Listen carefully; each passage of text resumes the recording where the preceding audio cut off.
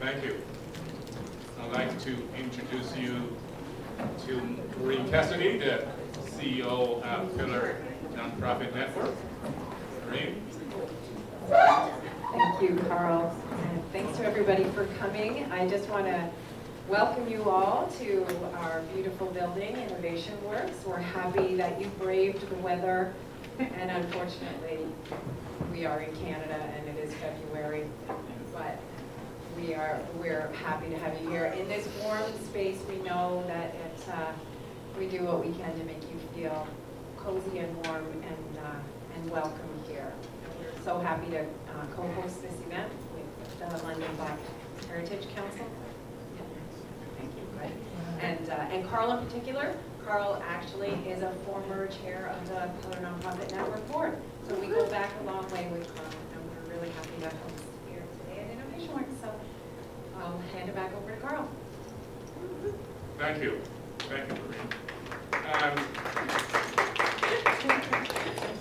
I want to start this session by doing a land acknowledgement, and this is a lot shorter than what I normally do, so please be thankful. The 10 principles and the 94 call to action statements outlined in the Truth and Reconciliation document are powerful statements that are a guide to assisting us in repairing the damaged relationship between Indigenous and non-Indigenous people of Canada. I've tried to inspire thought and reflection and want to inspire action and commitment towards recognizing and furthering our relationship with Indigenous communities. I think we can learn a great deal from Indigenous people about how we show them respect. I've spoken and listened to elders and Indigenous academics, and I've crafted this land acknowledgement out of those learnings. We give thanks to our Mother the Earth that she's still fulfilling her responsibilities. Now as one, we put together our minds and give her thanks and bring greetings. We hold all that is a natural world in our highest esteem and give honor to the wonderments of all things within creation. For thousands of years, the peoples of this land have lived and shared the gifts of Mother Earth. We recognize their deep connection and a long-standing relationship between Indigenous people and the land of southwestern Ontario. The Atawandran people once settled this region alongside the Anishinaabe and Haudenosaunee people and used this land as their traditional grounds.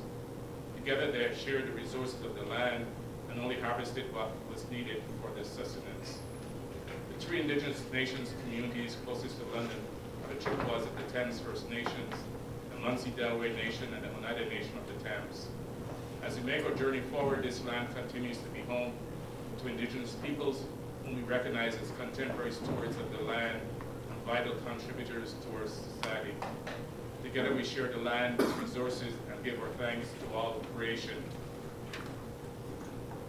The theme this year for Black History Month is Black resistance and resilience, overcoming adversity and thriving. And as this is a London Black Heritage Council event, we also want to acknowledge our African ancestry. We remember the millions whose history was interrupted, not settlers to this land, but our ancestors who were forcibly displaced as part of the Atlantic slave trade, brought against their will and made to work on these lands. We believe that advancing the Indigenous sovereignty is deeply and inextricably linked to Black liberation, and we remain committed to advancing both. We are mindful of broken covenants, and we strive to make this right with the land and with each other. Together we share the land, its resources, and give our thanks to all of creation. Thank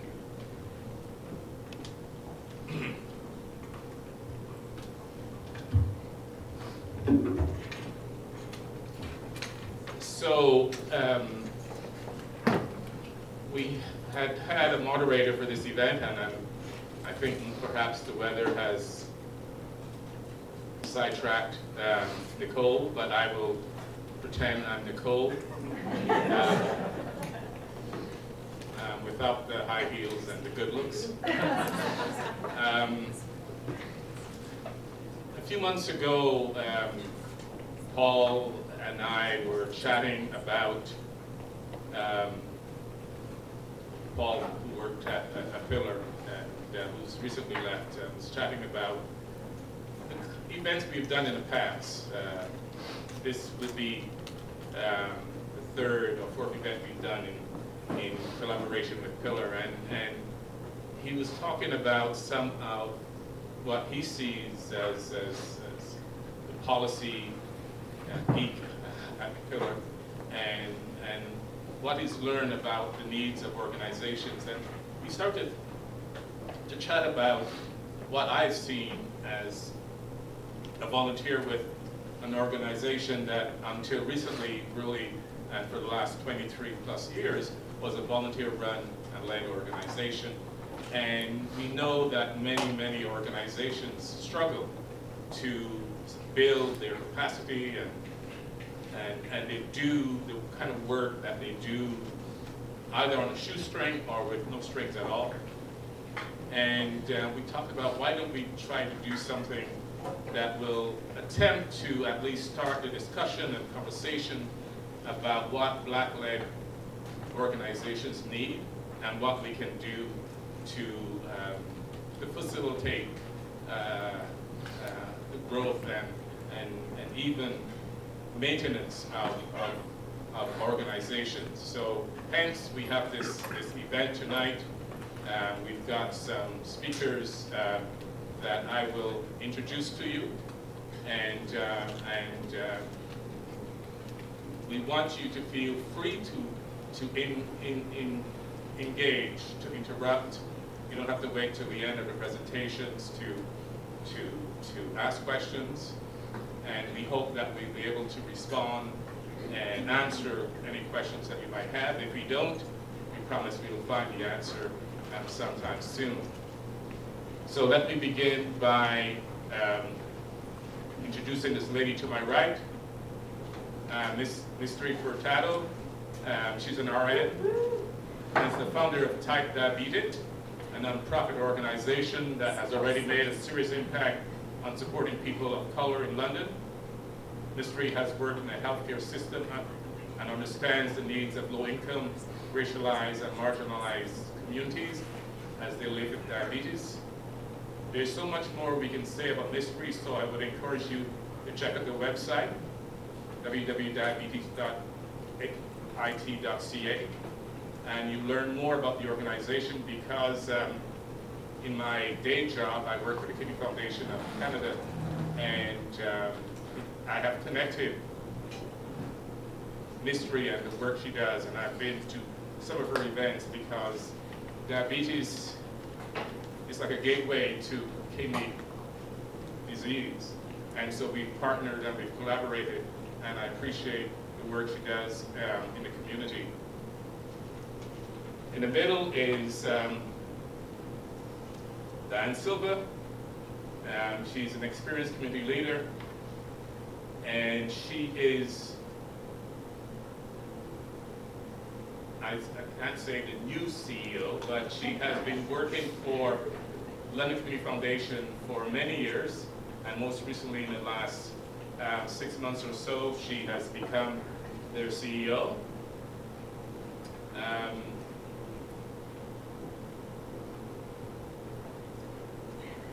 She's leading the foundation. She's helping to create the vision and direction and support. As a volunteer and as one of the recipients of support from the London Community Foundation, I know the value of the work that they do. And when we were talking about who should be on this panel, I think it was Mystery and Diane. They were the first two people that we talked about. There were lots of names that we kicked around, but we know that Diane is committed to the work that the foundation does, and we are really excited that we had asked for anyone from the foundation, but Diane stepped up and said, I'll be there, so we thank her for being here. And then on the far right is Efua Gyan. She is an associate with the Dispute Resolution and Advocacy and Health Practice Groups at Learners. Efua assists individuals, private businesses, and institutional clients with a broad range of civil litigation matters, including commercial disputes, professional regulatory matters, and labor and employment issues. Efua regularly provides both litigation and policy support to universities and public boards of education, and has recently completed her certification as a workplace investigator. Prior to attending law school, Efua completed her Master's of Public Health degree in the area of global health at Boston University, and spent 2 years working with a nonprofit organization in rural Haiti. So you have collectively more than 40 years of experience sitting at this table, and we hope that you will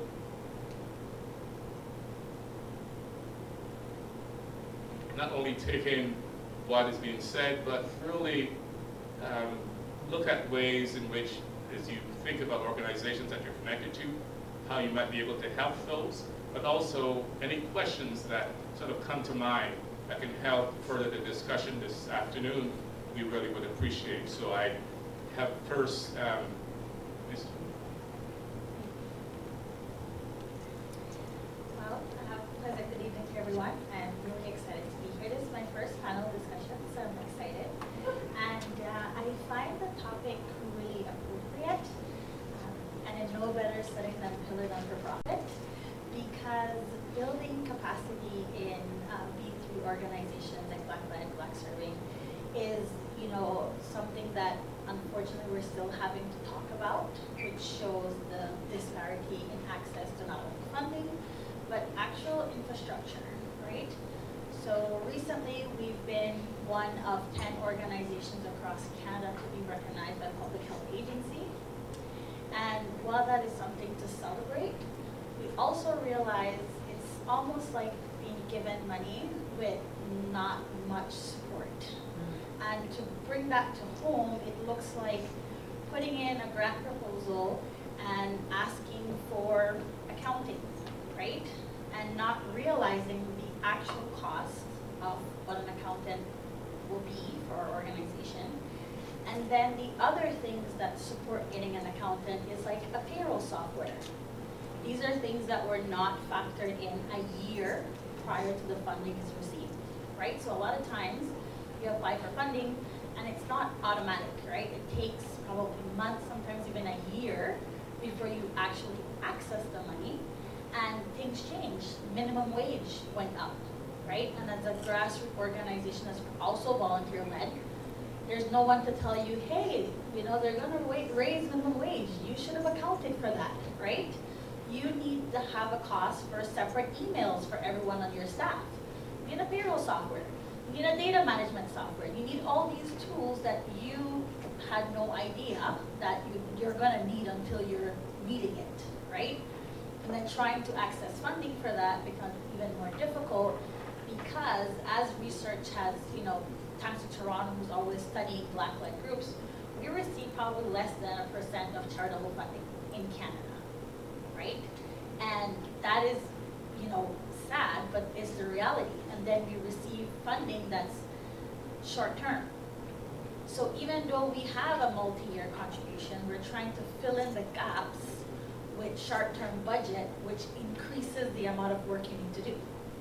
Because most funding does not cover administrative work, doesn't cover any capital work. So you might get funding for a program, but a program requires infrastructure to run. And because you're constantly trying to survive and get through all the programs, you don't really have time to strategize and develop SOPs, right? And invest in, back-end infrastructure to further the work. So something that I've been, talking about a lot lately is that support for Black-led groups doesn't always have to be monetary. It could be helping with building infrastructure. So if you have a database system or you have a tool that has made your everyday life easier, can we have it? Can we share a subscription? Can you train us to do simple things like payroll? Because it sounds easy, but it's not if I'm a nurse, right? So having to figure payroll, having to get into tech, having to understand your website, having to learn how to have different usernames, all of these things take a lot of time and energy that bigger groups have had years of experience developing, trialing, right? They can tell you, oh, you can use Salesforce and you can use Zoho, but they've had the time and the power to, experience all these apps. But then when you're, put in the work and you have timelines and you have deadlines and you have reports, you don't always have that me, building that capacity means, hey, being intentional with our funder, like our funding. So saying, you know, equity work is not just on paper. It requires intentional funding and support to move the work forward. And then for us as organization, it also means relying on community and bigger organizations to fill in those gaps so that we can actually execute the work properly and not get burnt out. So a number of points have been raised, and I think we're lucky to have, in the middle of all of this, is a funder, someone who does this work and has done this work for a long time.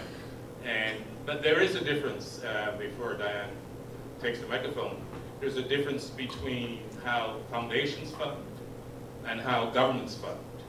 And there's a difference between how government of Ontario funds and how the federal government funds. And if people who've had experience with the City of London knows, there's a difference between how the city funds and how all the other folks fund. So, as you know, you have to have really 5 people just to respond to funders, and usually there is less than 1 person. So, Diane, please. Thank you, Carl, and thank you, Misty. So, Mr. E, sorry. Okay, so yes, I'm with London Community Foundation, and it's good to see you all here today, and I'm very honored that we were invited to participate today.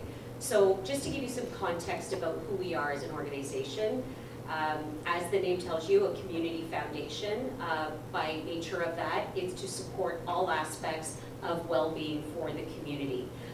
We were established over 70 years ago by local philanthropists, and we've been built and continue to be built by family philanthropy and people in the community that choose to support London Community Foundation. And the premise of our organization is to ensure that there is sustained funding for our community to ensure that we have stronger communities and that are responding to the needs of the community.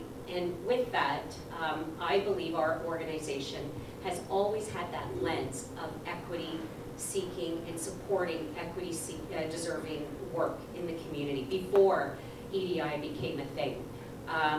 We know that it takes newcomers or small grassroots organizations or even mid-sized to large organizations that are actively serving the needs in the community. And so that is how we play our role. We play a broad range of role from seed funding to the start of an organization to providing capital funding or operating funding. With organizations, we work with them, and so Mr. E, I was just talking to her about the work that you're doing with type diabetes. We have actually featured their organization in front of our donors. So we have over 400 family funds that our philanthropy team is constantly connecting with.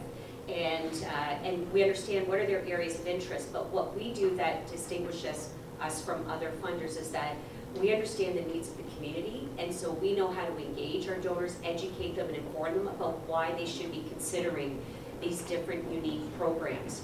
The other thing that we do is also, we understand that with smaller groups, that they don't have the luxury of having a fundraising team or that the machine behind them in order to have a marketing and communications plan.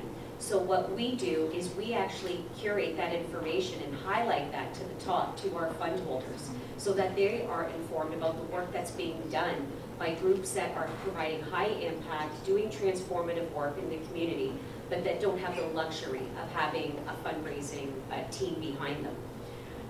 Just to give you a little bit more context about us, sure, I've said that we've been around for 70 years, but because of that 70-year growth, from past to present to current, we are now granting between 5 and 9 million annually into the community. That's a significant amount. And with that, that gives us greater confidence and comfort to take risks as well with some of the groups that we choose to invest in, because we see opportunity where sometimes others don't. So we're willing to make investments where we know, okay, maybe they don't have a sustainability plan down the road, but we'll work with them and provide that seed funding to ensure that they can be sustainable. In addition to our granting program, we also have carved out a portion of our assets so that they are used for investment, so a social impact fund. We invest in affordable housing, deeply affordable housing. We also invest in entrepreneurs that have a social purpose to their business.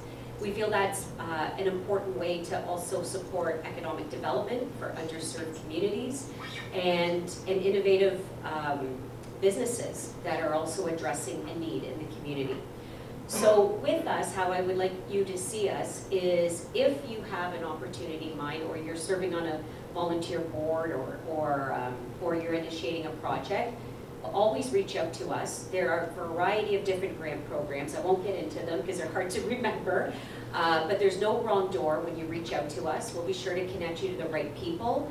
And Carl can attest to that. I remember years ago when I was midway with the foundation, but we met with Carl when it was the London Black History Council, and you had this vision of getting it to a registered charity status, and we've been supportive along the way. But that just demonstrates how we're there to support, make connections, make the right connections for you so that you can activate your plan. And I'm also proud to say, I'm going to put in a plug for your program. It will be featured in our e-news later this month. And again, that's our way of showcasing the great work that's being done by different community groups. That's it for now, and we'll leave it to questions if you have that. Thank you, thank you. I see your hand. Before I give you the microphone or the floor, I want to say that London Black History Coordinating Committee was able in the last year to write a plan, a very short plan, like 1 page I think, about our need to become a registered nonprofit organization, because we have been operating for 23 plus years really under the auspices of the London Cross-Cultural Learner Center. They have been wonderful to us, but we wanted to look to go out on our own. We actually had, through Pillar, a strategic planning session a couple of years ago, and one of the things that came out of that was, why don't you do this and that? Why can't you think about this and that? And which brought us to the London Community Foundation. It's the only place we applied to help us do that. So as of November 30th, we're now a registered nonprofit organization, and we're right in the middle, ready to submit our application to the Canada Revenue Agency to be a charitable organization. We've done that because we've had the loan. We've been able to hire someone. The first time we've been able to hire someone to do the work that normally Christina and I and Lana and all the people on our committee do, but we have someone who works part-time for us, and we can pay them, and we can sit back and watch them work. And in all seriousness, it's been great for us as an organization. It's a small organization, and it's great to be able to get to the point that we're at now. Sorry, Rashid? Yes, Rashid. Okay, Rashid. I have a question. So for your organizations that you're funding that have a social purpose, are you mainly looking at social enterprises or like for-profits with corporate social responsibility? Yeah, so basically it's a social entrepreneur that has a business opportunity that has a social return for the community. Okay. Do you see what I mean? So there's a benefit that's making communities better, that you're, yeah. So for example, It doesn't have to be like a financial, so like for instance, if you're adding, like you're creating a mental health correct. initiative, or you created a housing, you dorm for Exactly. Okay. Yeah, that would apply. I also want to touch on one thing that I had in mind to say. Another thing, when you talked about as funders, how government funds things differently versus the city, and so on and so forth. With London Community Foundation, we deeply understand the operating realities with community work. And so we're not tied to those metrics that often are unrealistic, that are put on by governments. we know that those metrics sometimes create even more barriers to advance the work that you're doing. So that's where we understand the nuance of the work, and that's how we're able to support the work too. So I just wanted to close the loop on that. Thank you. Before I pass it back to you, I wanted that fluid because, Mr. You talked about HR, hiring staff, and payroll, which is a big deal. It's huge because even if you have one person, you need a payroll system somehow to pay people. You need to contribute to EI and all the things that the government says you should contribute to. So, Efua, you want to say a few words, and then I'll pass it back to you. Yes, thank you. And I echo my co-panelists. Thank you very much for having me here, and thank you for everyone for braving the weather. So yes, as you mentioned, once you're getting into HR and staff, it does mean that there are a number of legal considerations that are important to keep in mind as a leader in your organization and as an employer. And, it can be challenging. Navigating the law is not an easy thing to do. And it is equally important that you are compliant with the law. So as an employer in Ontario, there are a number of key pieces of legislation that every employer ought to be aware of. We have the Employment Standards Act that speaks to wages, vacation time, hours, overtime, and also considerations around termination of employment. And things like this are particularly important because not being compliant or making a mistake can end up being quite costly. And as we talked about, a lot of these organizations are working on a shoestring budget, and so it's important to be mindful of what your legal obligations are. In addition to the Employment Standards Act, there's also the Occupational Health and Safety Act, and that speaks to workplace safety and hazards. There is also the Ontario Human Rights Code. Employers are prohibited from discriminating on a number of enumerated grounds, and so it's very important to be mindful to be compliant with the Human Rights Code, particularly too as it relates to accessibility and disability.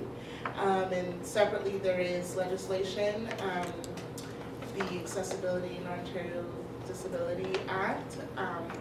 And so again, it's not easy to navigate, these pieces of legislation, but it is really important that as an organization, you're aware that these laws exist and that you also enact, key policies within your organization that sort of uphold those principles and obligations. And, today, again, depending on what your workforce looks like and the work that you do, kind of post-COVID, we're working in a more, flexible and hybrid work environment. You want to make sure that as an employer, you're clear on what expectations are in terms of your working in the office policies, in terms of performance management, discipline.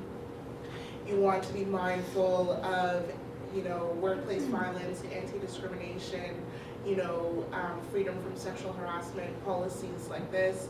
They're all very, very important as you grow as an organization to make sure that you have in place. Thank you.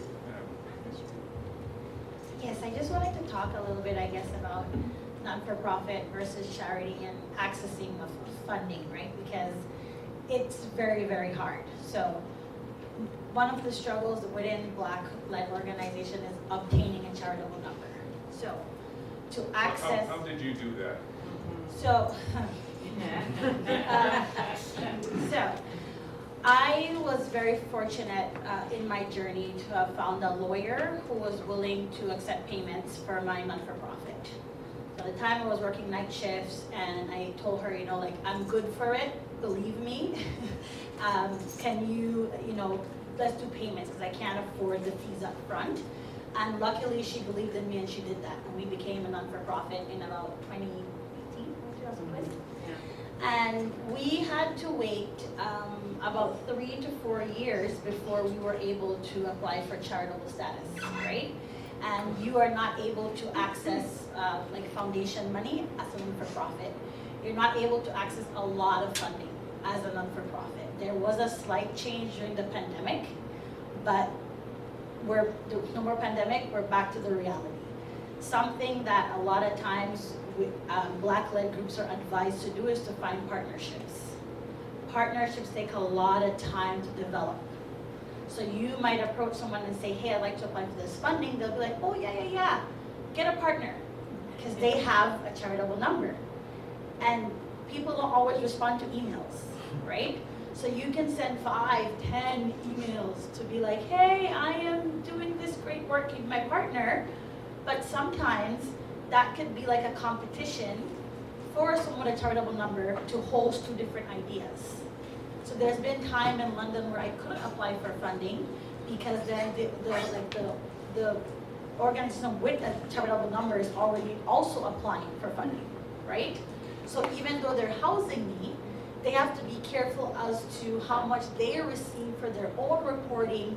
So it's not that beautiful on the ground trying to build all of those relationships for someone to host you. So you find a lot of Black-led organizations don't get funding just because it's not that easy. And even if the group loves you and they want to host you, but they're also going for the funding, and specifically in London, then they're going to get the money because they're bigger, right?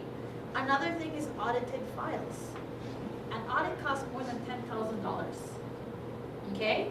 So when you're a charity, these groups can afford to be a charity because they have the money to pay for those files.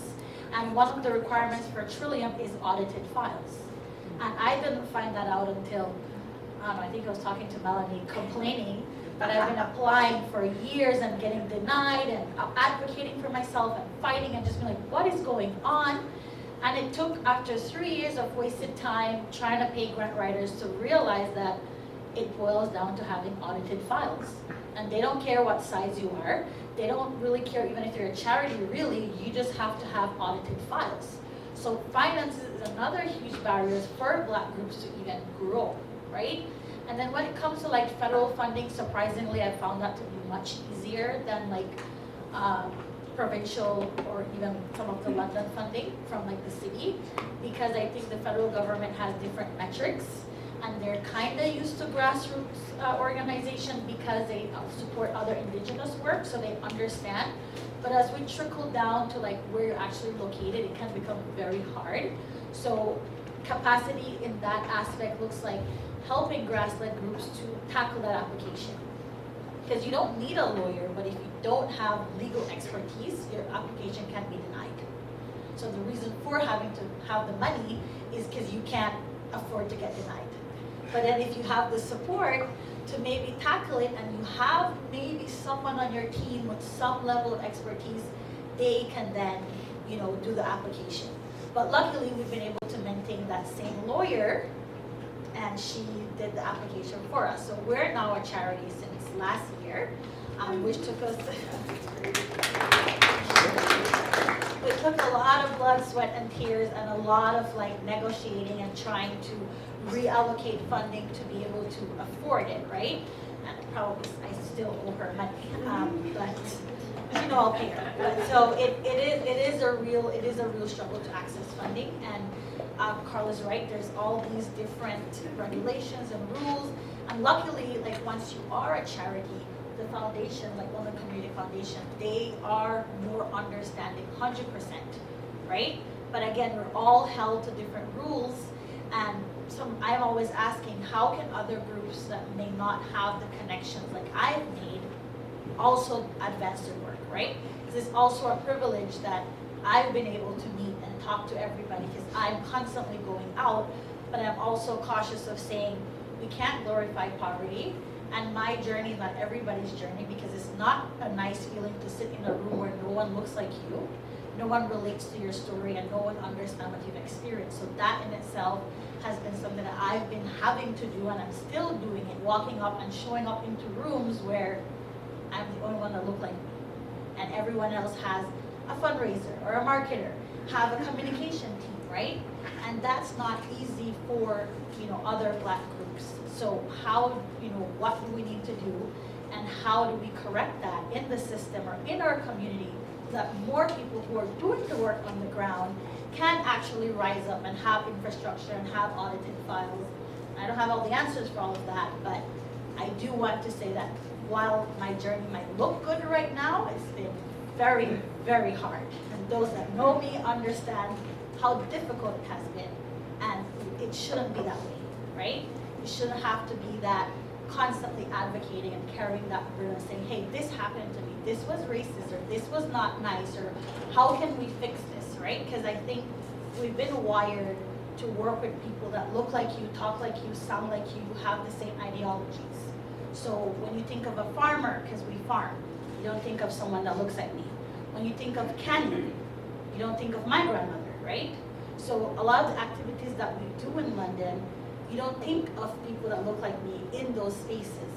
So that in itself is difficult. So accessing funding is one thing, but even networking to build relationship and infrastructure is also a whole nother part of this conversation to ensure that we're actually being safe and creating safe spaces for Black-led or Black serving groups. Thank you. Janet, you had a question? It's a contribution, maybe a question, maybe a comment, maybe a suggestion. Thinking outside the box is the title. I was listening on CBC this morning to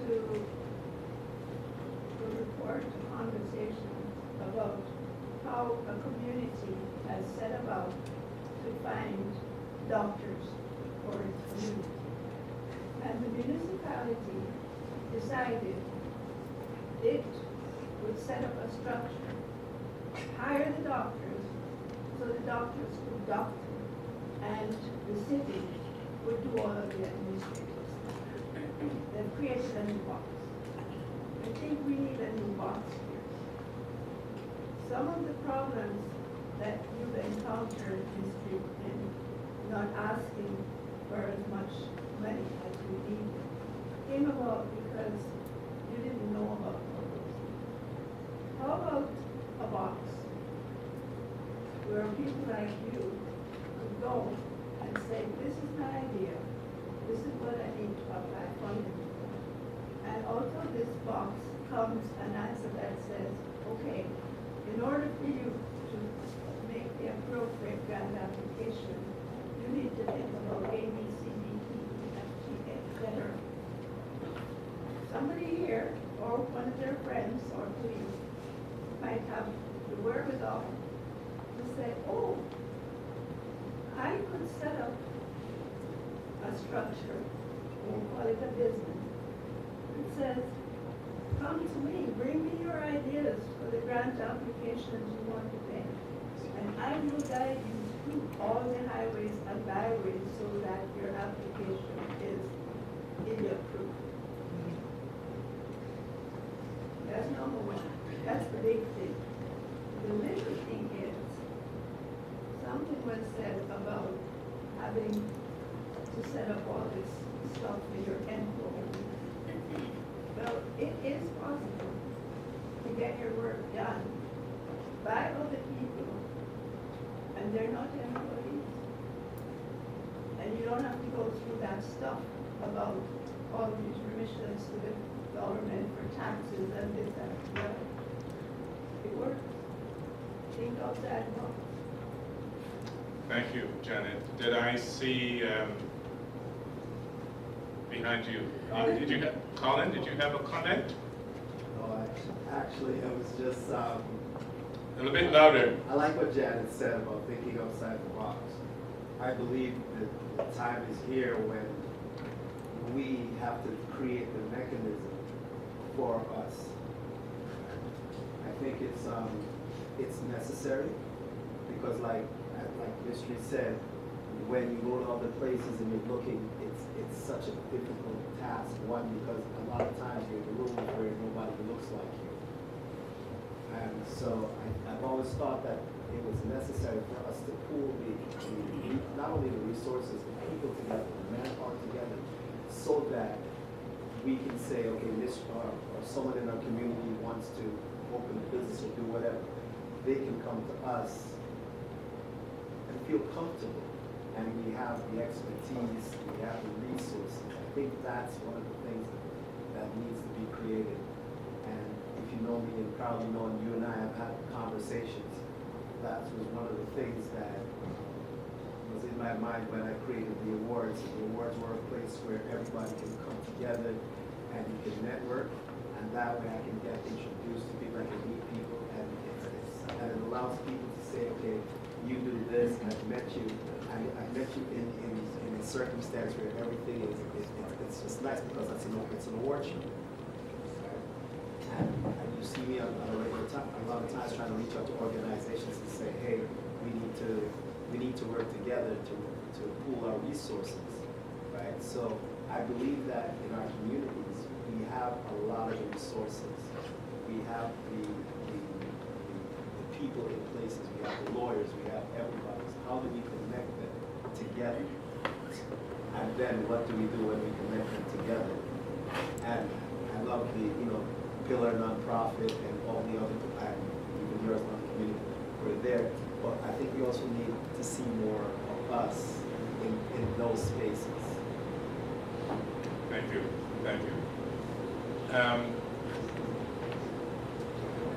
Efua. Thank you.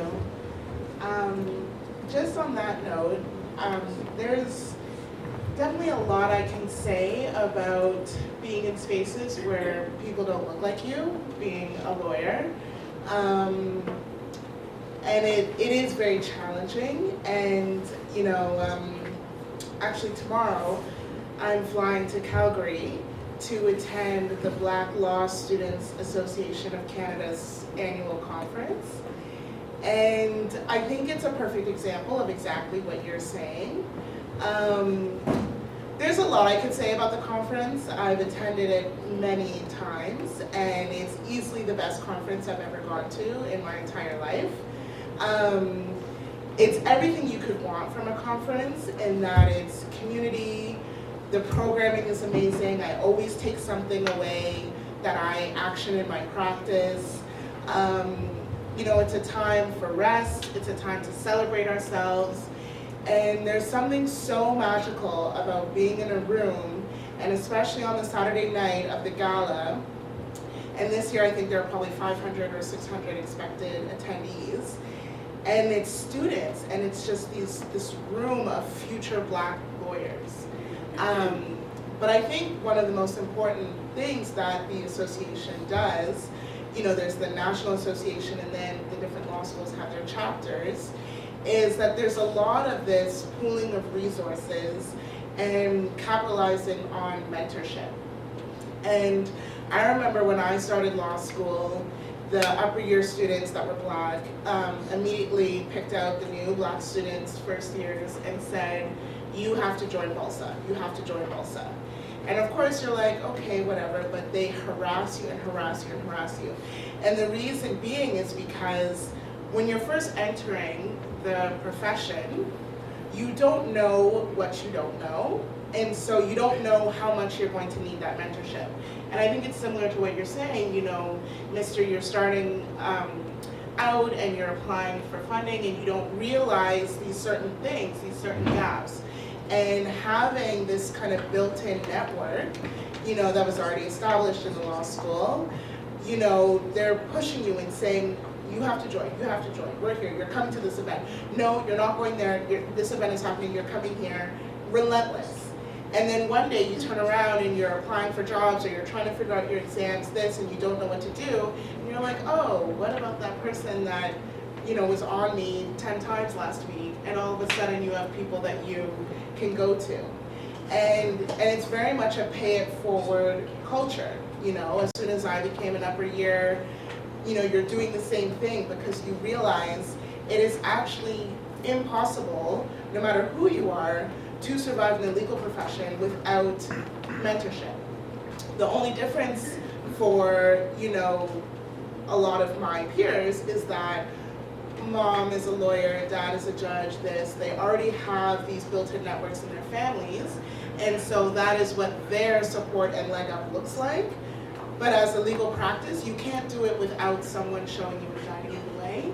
And I think it's the same for, you know, building an organization, having a company, being successful, you know, in business and these different initiatives. And so, you know, it would be nice to see something similar, and be able to do this knowledge sharing of all of the things that you have learned and kind of foster some sort of community, you know, where we can share that information and continue to build capacity in that way. So, hi, Efua, thank you so much for your wonderful comments. Like, that was an amazing statement. I have a question for you because I've been in a room working with Tech Alliance, and it's called the Pitch Room they have, where you talk to investors. I've had the privilege of talking to Eva Lau, who sold the Wattpad for a high level of emergent acquisition, but recording in progress. I had no clue what she was saying 30 minutes out of the hour she was there. So we live in the information age where there's a lot of technological information. There's so much knowledge out there. But how do you cultivate the wisdom to know how you use that knowledge, especially legally? Like, there's an Employment Standards Act, but it's long. When you're supposed to know, like, okay, this is when I reach out to a lawyer, this is when I don't reach out to a lawyer, like basically generating a discernment on how to actually go through legal documents. Because if you're saying that it costs a lot to actually make an error with policies, when do you feel like it's appropriate for organizations to start reaching out to legal teams when they can't handle the amount of knowledge that they're actually receiving due to, you know, the information age? It's there on the internet, but you might not be able to sift through it. So that's my question for you. That's a good question. And while making a mistake is expensive, you know, lawyers are expensive too. So it's hard, and you do want to find that balance. I mean, the internet can be a very good place to start. ChatGPT can be a very good place to start. I had a conversation with a partner in my law firm just the other day. I'm preparing for a hearing, and he said, well, did you ask ChatGPT? So, you know, there are a lot of technologies out there that we can use to our advantage. I think as you're starting to grow, and, you know, sort of needing to kind of formalize your processes, then I think it is a good idea to seek legal consultation. There can be a difference between having, you know, kind of general counsel on retainer, which can be quite expensive. But, you know, if you have mined the internet for resources and you have also sought out trusted advisors and mentors to kind of get ideas, get precedents, get examples, templates, you know, there's a lot of information out there that you can kind of gather on your own. Kind of if after that you find yourself having a legal question, it is important then to seek out legal advice, because, you know, I actually had this conversation with my brother. He's in the entertainment business, he's an actor, and was looking at a contract.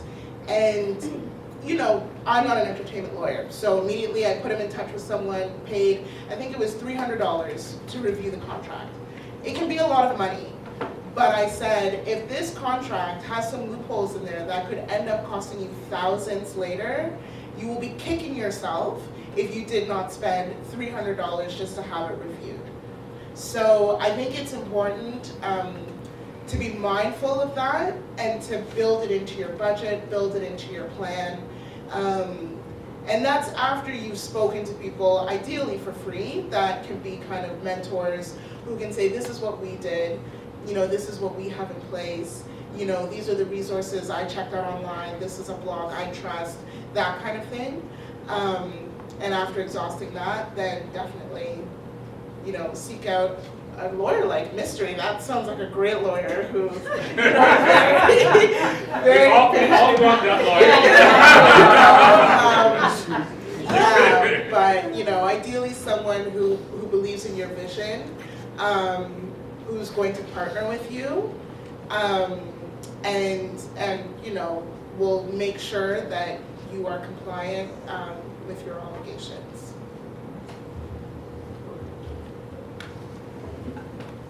I don't mean that. I'm really loud. I know who I am. To what you were saying about Can you having. say who you are and? Oh, I'm Natalee Davis, marketing director at Learners. But my superpower is connecting people and figuring out information to help others. You want me to? Sure. Okay. So when you were talking about going to the Black Law Students Association, it made me think. There's a Black woman business network, entrepreneurs. My sister's an entrepreneur like you and was going through the exact same struggle. There's one for men, there's one for groups. And the great thing about COVID is it taught us how to be virtual. So a lot of those programs now you don't have to drive to Toronto anymore. You can have more virtual, but to your point of thinking outside of the box, I think that there's organizations that have done that already.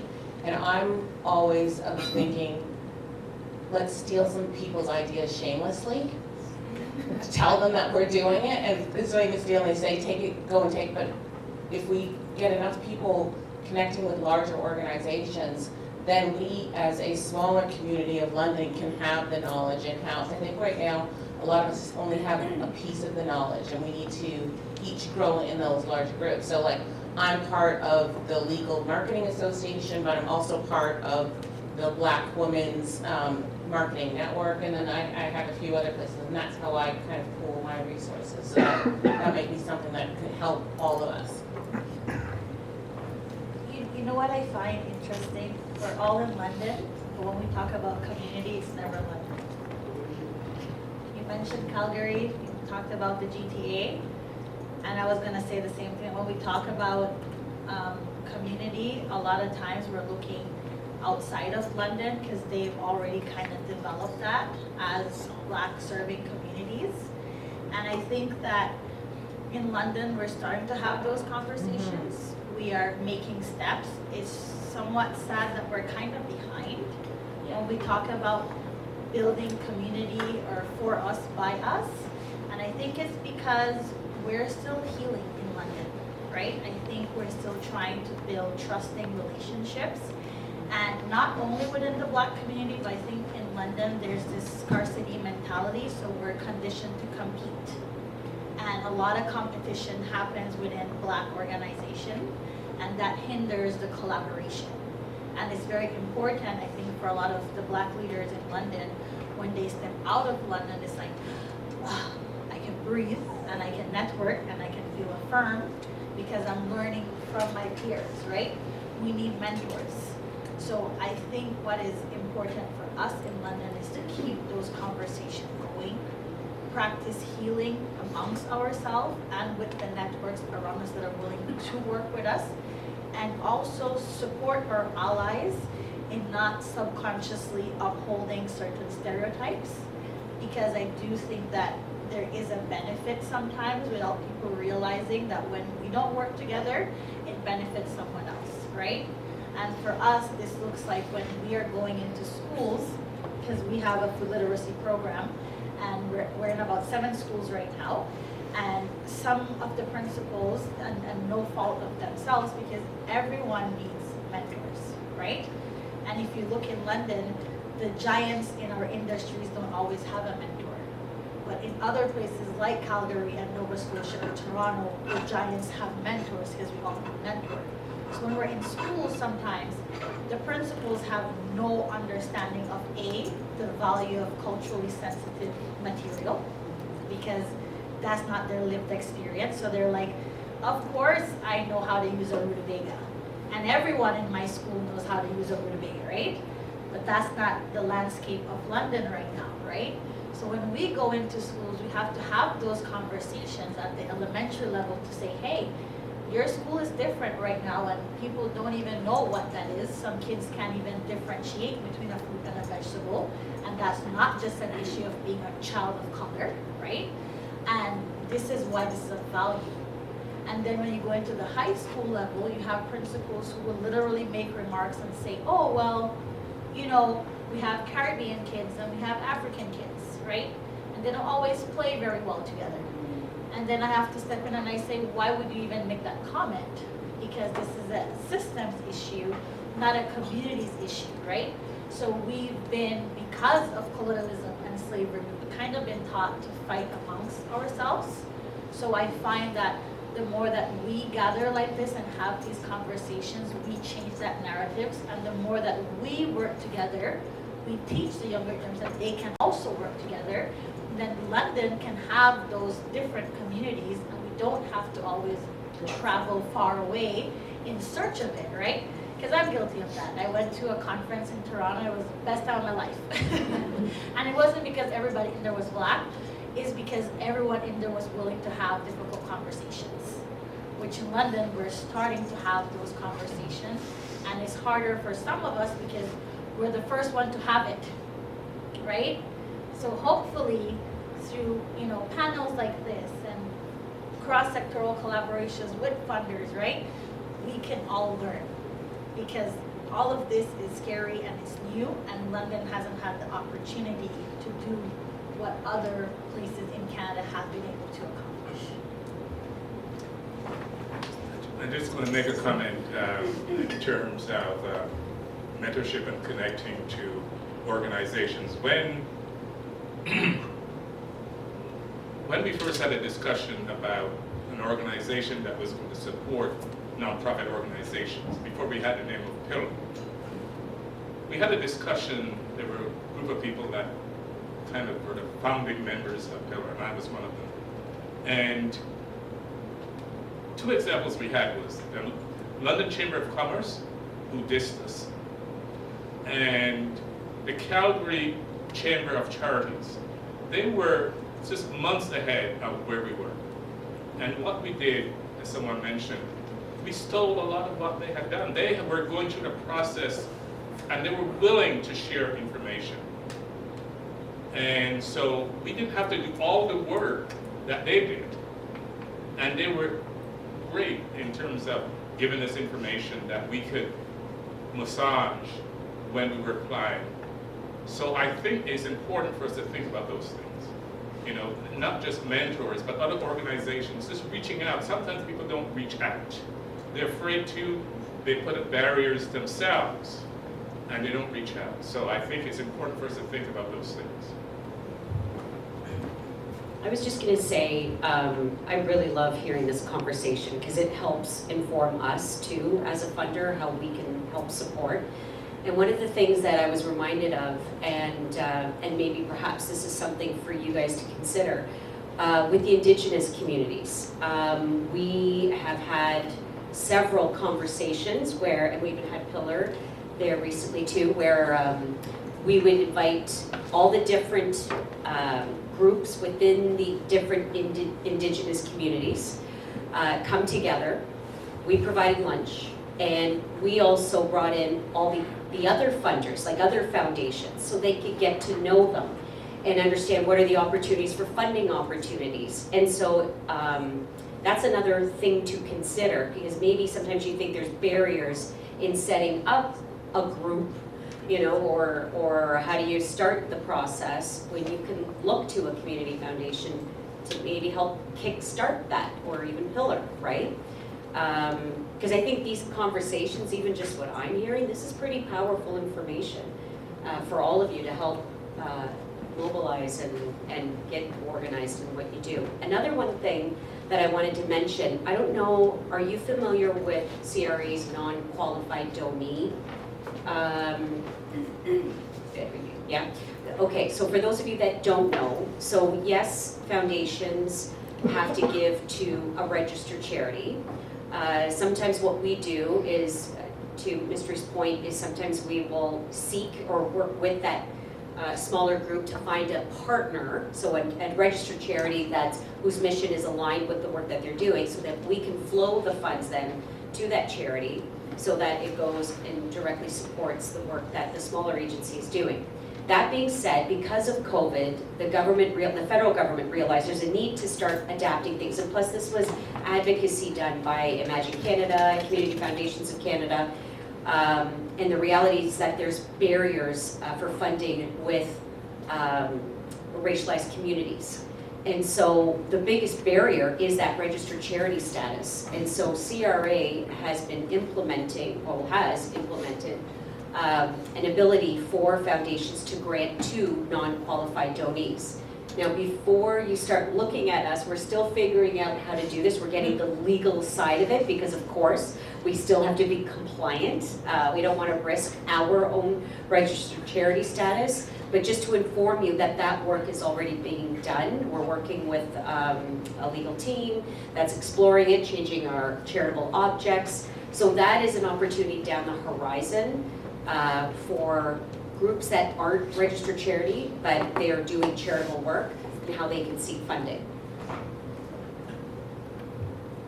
Carl, can I just add too, that the City of London has just also released their community grants, and they have a new grassroots organization funding stream. So that's also something that a lot of these smaller organizations can take advantage of. And I believe that's, I can't remember what the date is, it's March, it's mid to late March is when it's due. But if anyone wants to talk about it, just come ask me later. Thank you, Melanie. I think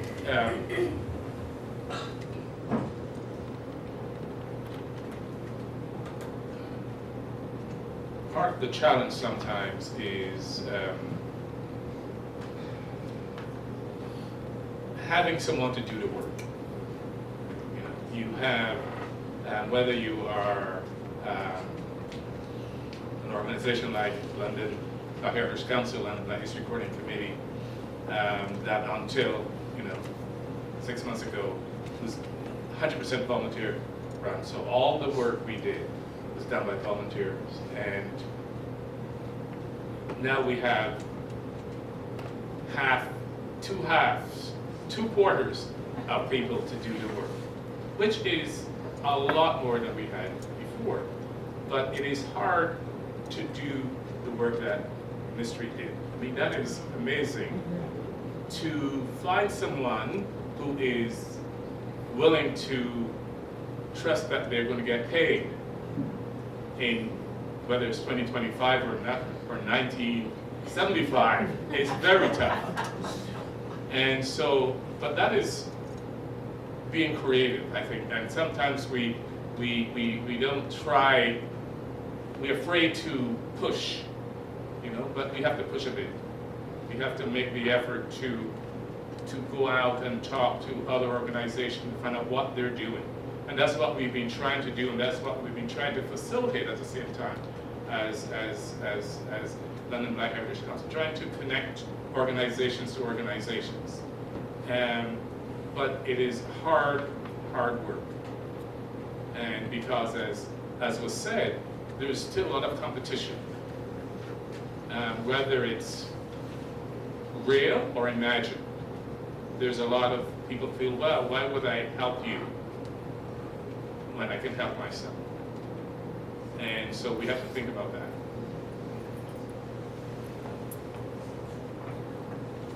Oh, I was actually just going to say that there's also an influx of new people into London. So like I've only been here for 5 years, and when I came here, to your point, I felt like there was so many Black people who had had so many challenges as they were growing up that they were very protective. And when you're coming in, you have no idea, like, because you come from a larger place where we were all trying to work together, right? Like I'm part of the Grenada Association and the Bayesian Association and then this and that association. So it's almost like we need to start from scratch in that so that we can learn how to, one, trust each other and then trust others. And I just don't even know how you start that conversation.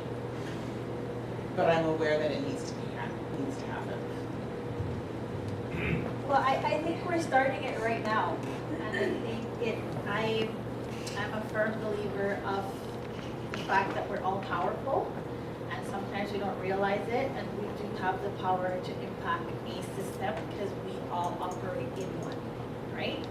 And it starts with us not being scared to say, I will not uphold these systems that does not serve people that look like me, and having those difficult conversations. And it's very, very hard, and it shouldn't be only on us as people of color to have those conversations. It's good that we have them, but also encourage our allies to not be scared to have those conversations, right? Because London has a lot of old money, right? So then a lot of people who have the power have never had to speak, people like you and me, right? Because they give money, and then the work happens. But now times are changing, and these conversations are coming closer to home, right? So I think that as long as we continue to not be scared to say what needs to be said, respectfully, of course, you know, and talk about the precedents being set, which is something I talk about a lot, right? Why is it that Black issues are viewed so differently, right? It's not very different at all. If there is, I use nature for instance, if something is going extinct in nature, they deploy all these scientists to go support the issue, right? So why is it that we have to constantly be saying this is an issue, we need more support because it's an issue, right? And then they'll say, oh, you need to have data, right? But then in London, we don't collect data, right? I work with the city, I work with all the resource centers. They're not collecting data because it's attached to money that they don't have to ever report to. And then as a Black-led group, we're held to such higher standards. I need to tell them the color of my intestines, the color of my eyeball. Like it is very, very strict. Like they look at you and they want to know everything. So when I walk into these spaces and I'm like, so where's your surveys? Where's your data? They're like, what data? So then it's even hard to justify why people that look like me need support, because the places that you go for support are not tracking that. So it's something that I don't think is not a one approach to fix everything, but I definitely believe it starts in conversation and in whatever system you're in, talk about what you see, and people are gonna reflect. And through reflection, we can all collaboratively, you know, have that ripple effect that something improves, especially in London. We have a question. Yeah, my name is Victor. Just want to add to what you all said because I think it really touches at the heart of the problem, which I think from my experience everywhere, that Black people are fragmented even internally within ourselves. And this is something that I want us to address, and as other people have pointed out, building a system that could strengthen the trust that we have with each other, which is very, very important. We know that the system that we are in, for example in Canada, it's entrenched.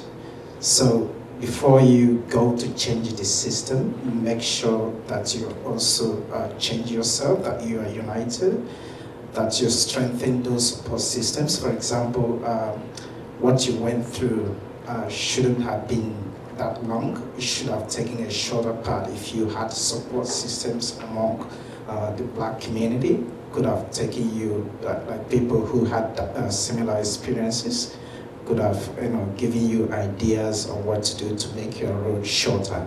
And I can bet you there are 1 or 2 or 3 Black people that are still going, doing it their own way, cracking it out, and finding it very, very difficult. So building a community, collaborative community, trusting ourselves. It's actually the first step before we go to challenge the system, which is the bigger one. It's a tall order. So, but we have to start with ourselves. Okay, thank you, Victor.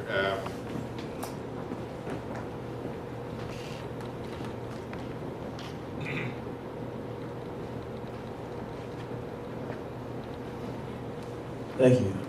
Mister, I got a question for you, because you've been absolutely phenomenal this whole time. Okay. Because you're a real Wakandan warrior. This is the real deal. This is the real deal.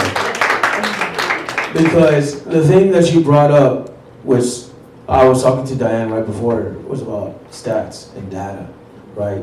And predictability. And the thing that you even brought up, was greater, is tools. Like, people don't understand that your knowledge also is a resource.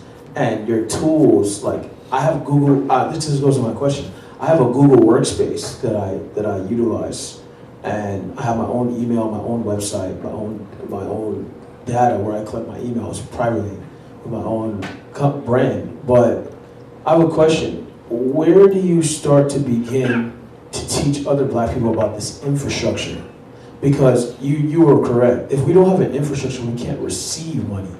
Because money is an endowment. It has to be received. Just kind of like a baby. You have to have a baby shower for the baby. So where do you start in terms of teaching us how to build this infrastructure? Like, where would you go? Where would you begin at if you had to start again and start building an infrastructure to actually receive funding? So I look at it in two folds, right?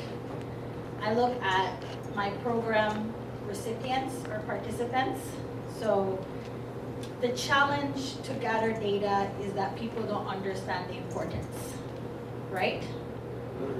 Yeah, they don't understand it, and it's not for a lack of education. Because again, I had this conversation this morning. We look at needs in a very colonial way, right? We look at needs as someone with an addiction, mental health, dirty clothes. You don't think of someone that looks like me that might have a need, right? And because I've been on welfare, because I've been to the food bank, I understand what it feels like to be treated lesser than because you don't think I need help, right? Now, because now I'm in the system, so now I'm on the other side, I value or I understand why capturing that moment would have been even more impactful for storytelling. See what I'm saying? Because then seeing is believing. So then when I am dealing with, we have 500 families that come to us for food and we don't have the capacity to deal with that, and I need to ask them their age, their postal code, to declare when I know what they are, but can you put this on paper that you're Black? Because I need this. That's hard, right? But then I take the time to tell them why. Because for me to continue giving you support, unfortunately, I need to prove to people that you actually came here, right? And that's a heavy burden for us to have to carry, to be believed. But I think the first step is understanding why, right? So if I understood why, maybe I would have had the courage to talk more to get infrastructure faster. But I was so busy trying to survive, which is also part of the system, keeping us in this constant state of survival, to feed your kids, to pay your bills, to grow your organization, to measure up to the giants, right? So if I was to start again, and I have the knowledge that I have now, I think I would scale back and do one thing really, really good and get data on that very one thing and use that to make predictions. See what I'm saying? So scaling back and understand, as a Black woman, we've been fed this I'm strong, right? Because I was raised by women. So we have this thing that we have to always be strong. We have to always show up as strong. and we take on the weight of the world. And I was in Toronto for a conference, and they spoke about this, right? It wasn't Black people talking about it, but they spoke about the fact that in Canada, a lot of campaigns benefit from this strong Black woman concept. So they hired a marketing team, and they asked the marketing team to put out a campaign for domestic violence on women. And all the campaign for like the good stories and survivors were Black women. But none of their previous advertisement to say, hey, you can come to our door for support reflected any diversity. But in their campaign to say, we've helped this, we're doing this, here's the survivor, they were all Black women, right? And that feeds into a deeper systematic issue whereby they're used to leaving us for dead, and then we turn water into wine, so they're like, good job, right? So I think like analyzing all of that systematically and learning to scale back, capture your data, and educating, because you don't even realize why until you need it, and the people you need the data from don't want to give it to you because we're built to not have trust because of the system. So convincing your peers to want to start getting data, you have to let them understand why. And I think when we collectively understand why, it's easier. So now when I reach out to those families that come for food, it's a no-brainer. I can ask them whatever, and they're even giving me more information. I'm like, I don't need all of this, I just need this, right? So education, and not just like school education, but the higher goal. And I would start, that's where I would start going, like scaling back, having lesser programs, and not feeling the need to launch new programs because I saw a need. But then you feel guilty because then people come to you, so you end up with all this work, and then you gotta figure it out. So starting small, even if it looks insignificant, but doing it really, really good, trialing out all the tools we have now, and then scaling up. And understand that impact is not always scalable. So you can't always scale impact. Some things are scalable, but not everything is, when you're talking about basic needs. So, just. Can I say something quickly on the strong Black woman piece? I was on vacation last year with my sisters, and one of my sisters said the funniest thing that I swear I heard of all of 2024. I can't remember the exact context of our chat, but we were talking about crying, and she just says, you know, I always make sure to cry at work so that they don't think I'm one of those strong Black women. And I just laughed so hard. I'm still laughing about it. But yeah, it's a trope, right? And we don't have to, we shouldn't always feel pressure to keep that up. And that's, I'm taking that from her because, yeah. I like that. I was just gonna say, and please, I feel awkward. Like I'm so appreciating what you guys are sharing here with me. But I want to share where we're going to as a foundation.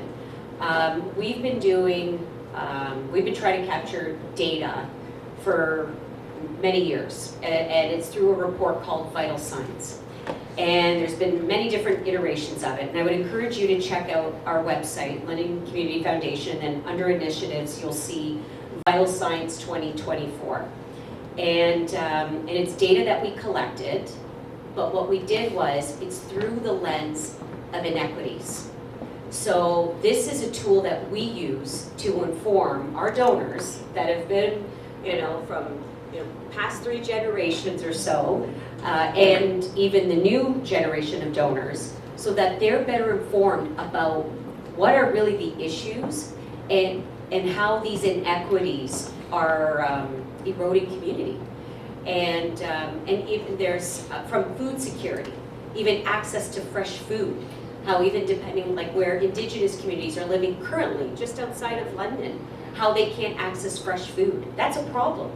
Or how 1 in 5 or more, actually, the stat of visible minorities don't have access to healthcare. That's a problem. And to your point, somebody said it, London is changing. You said that. London is changing. The demographics are changing. We're seeing more Black people, Muslim people, East Asian, Chinese, and so that's shifting our community.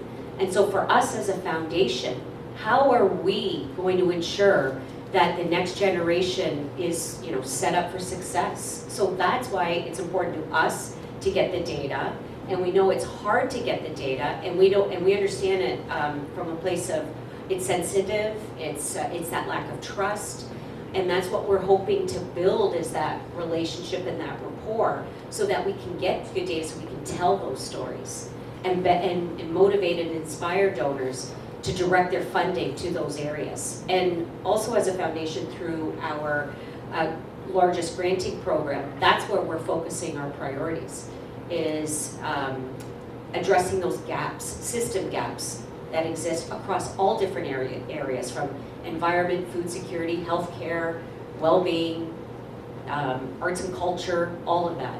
So I just wanted to put that out there as a resource for you to take advantage to use.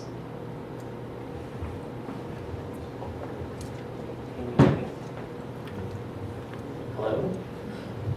Okay, so thank you, all of you. You have been great, but I'm going to direct this question to Efua, right? Yes. Okay, so as we know, with like systemic racism, we made very little progress and we can do a lot more. So I wonder if you could maybe comment, but the other two can also add their comments if they wish. If you could perhaps talk about your experience with systemic racism in the legal avenues. Well, there's of course a lot I could say on this. It's its own panel. But yeah, I mean, it's very challenging because, I think I alluded to this, that, in the legal profession, a lot of my peers, have built-in networks in their families that are already familiar with the legal profession. And so that just provides a huge advantage. I didn't grow up with any lawyers around me, and that is the case for many of my close friends from law school, many who are members of, we're alumni now of the Black Law Students Association. It's hard because the law is actually really just about the way old white men think and reason.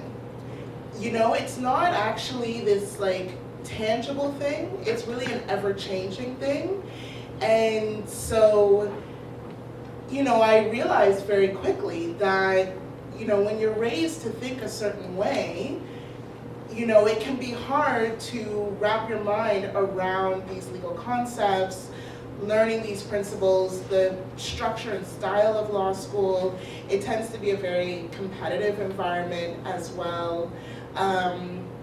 And so, I can honestly say, before going to law school, I had a previous life and career in public health, global health. I lived and worked in Haiti, and Haiti is a challenging context, and law school was harder than living in Haiti. It was a difficult environment, and I found that that just people weren't always very nice.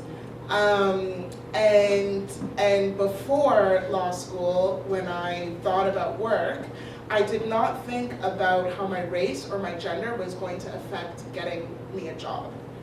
It's kind of there in the abstract, but in the legal profession, it tends to be right in your face because you see it in the law firms. They're making great strides now when it comes to women in leadership roles, more so. But in terms of people who look like me, it's not something that we see nearly enough. And because particularly private law firms, the style and culture can still be that they want to work with people who look like them. That's just who they feel more comfortable with. With hiring, it can be about fit. Do you fit into our culture?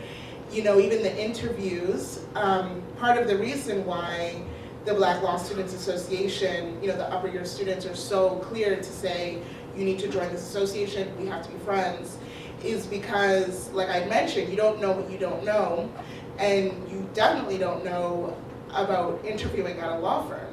You know, you think job interview, I'm gonna talk about my qualifications and this, and you can get there and the interview is, so where's your cottage? Mine is in Muskoka, where's yours? Do you ski on this or whatever? Did you catch that hockey game?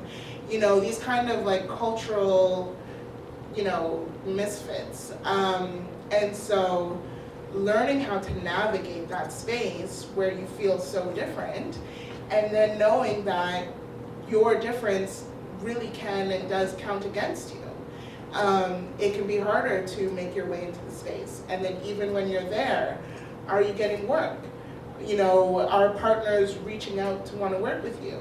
Or are they working with, oh, I know so-and-so's dad from this club, and so I gave him this file, and oh, I love working with so-and-so. It can be extremely difficult.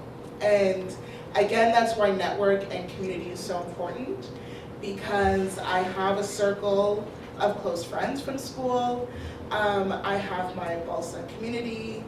You know, coming out of law school, there's the Canadian Association of Black Lawyers, CABLE. It's also community where you can constantly feel validated and affirmed that other people, you know, are experiencing similar things to you and can share their tips and tricks on trying to navigate. Similar to Natalee, I like to think my superpower is connecting. You know, yours is, you know, connecting people together. Mine, I feel, is connecting with people. You can put me in a room with anybody and I'll make conversation with you. And so, you know, you find what works for you to kind of survive in the space. And know that it's difficult, but know that, you know, just being there is making a difference, you know? The more that we normalize, you know, different looking people from different backgrounds, I think the more that we can, you know, hopefully address some of those very entrenched systemic barriers that are in the legal profession and are in other industries as well. Thank you. Janet, do you have another question? Oh, no, I don't have a question. You have I a like comment? making comments. Yeah. Okay. I think the London Community Foundation can write its own marketing material with its own testimonials. But I thought I should offer a little bit of help. We had a year was Canada 150. Canada was celebrating its thoughts of being grown up. And the Congress of Black Women thought it should get in on the celebrations. But we lacked capacity. So doing the work of applying for funding just didn't happen in time. But we pressed on and we applied to the foundation. And the reply was, oh, we're terribly sorry. We've given out all the money. We don't have any money to give you. But we think we know some people who might be able to help you, so why don't you send us your stuff anyway? And that is what I want you to know, is the foundation is creative and flexible and kind and efficient and effective and just wonderful.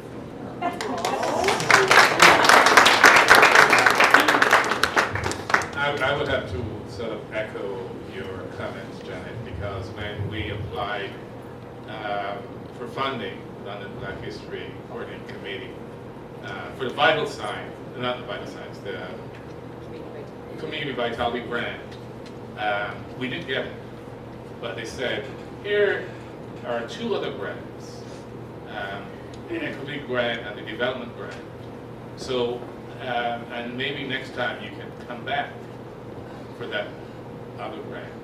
And to me, that's why we are here. That's why we have a new name. That's why we are kind of doing things a bit differently. That's why we have a board of directors now, because they were flexible enough to see the value in the work that we wanted to do and we had done, and say, we'll give you a bit of money. Not all that you asked for, and not from the pot that you wanted, but here's some money. And who are we to say, oh no?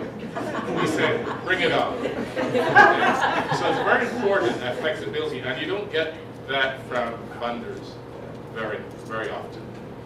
So I think it's important when you've got community foundation, I think, and there are community foundations in just about every city in this country, and they generally work the same way. I think it gives people a leg, and I think it's very important. Oh, Colin, go ahead. Thank you.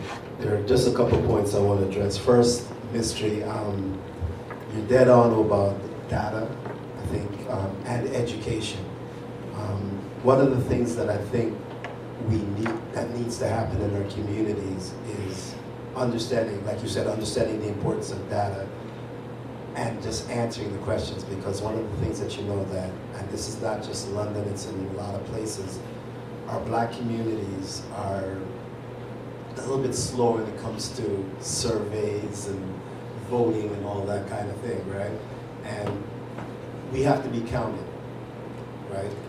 But the immigrant experience is coming here. We come from various backgrounds. There's some that come from war backgrounds and certain things. And we are scared to, like you said, to put that information out there. So there does need to be education still, not just among us that have an understanding of what, but we need to impart it on those that don't know. Because, like I said, if we want things, right, our voting numbers are low. I'm always thinking that, how do we get that information out there, that we need to be counted, we need people to recognize who we are so that we can affect change, right? So that comes with the education, and you're spot on, and I appreciate that. I'm going to address the Black law students. One of my biggest inspirations is, one of my daughters. Actually, I have a daughter, I have an adopted daughter. They're both lawyers, right? A few years ago, there was a Black president from London. The law students president was from London, and the vice president was my daughter. So she pushes me in all aspects to do things, right?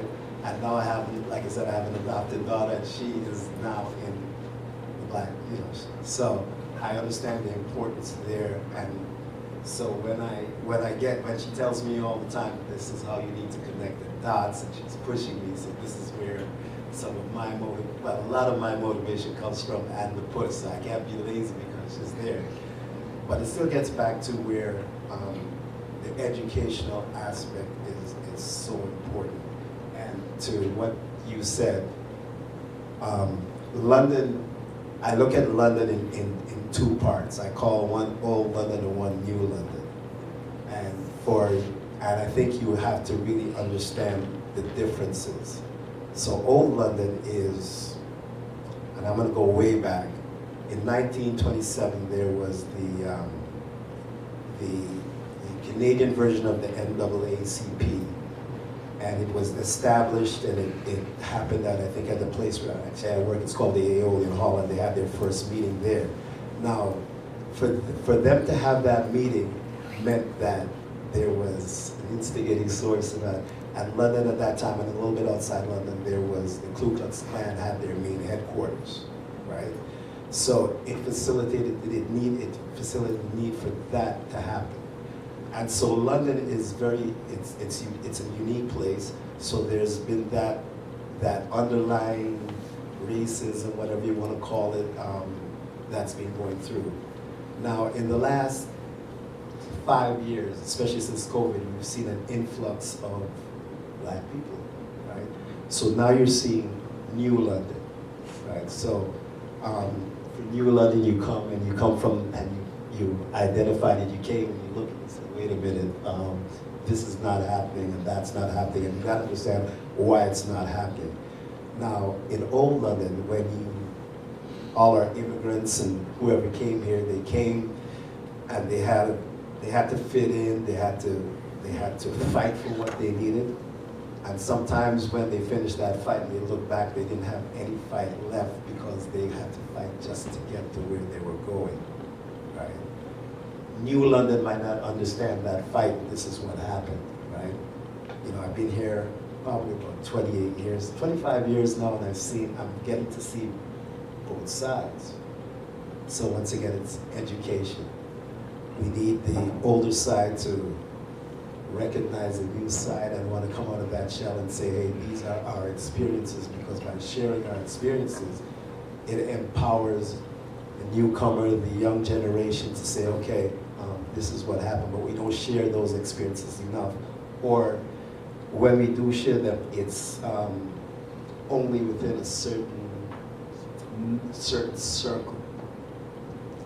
So I think even for our nonprofits and our younger organizations, well, not even just organizations, period, is how do we get to get the younger generation involved?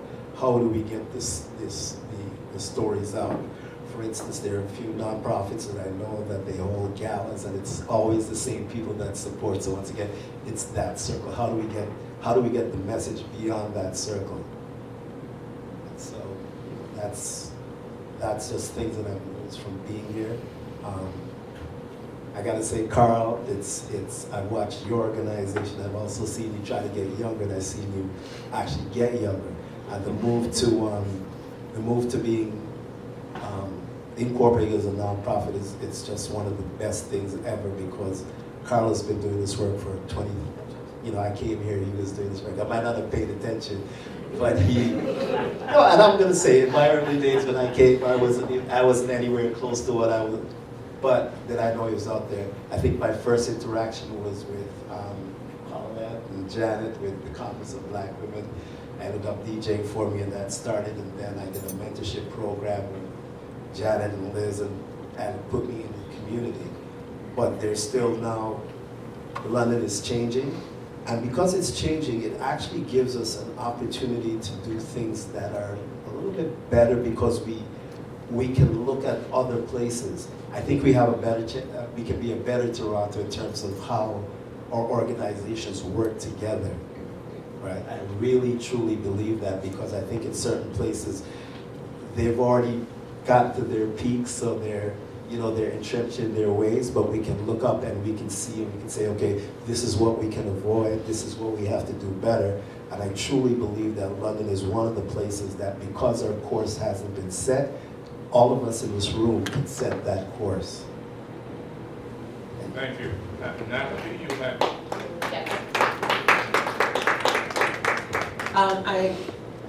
When Efua was talking, it reminded me of something that I don't think a lot of people know. So when you see Black professionals in like a lawyer and an accountant, in some doctors, the challenge that they have, on top of probably being the only one or two in the entire firm, is that they are held to something called billable hours.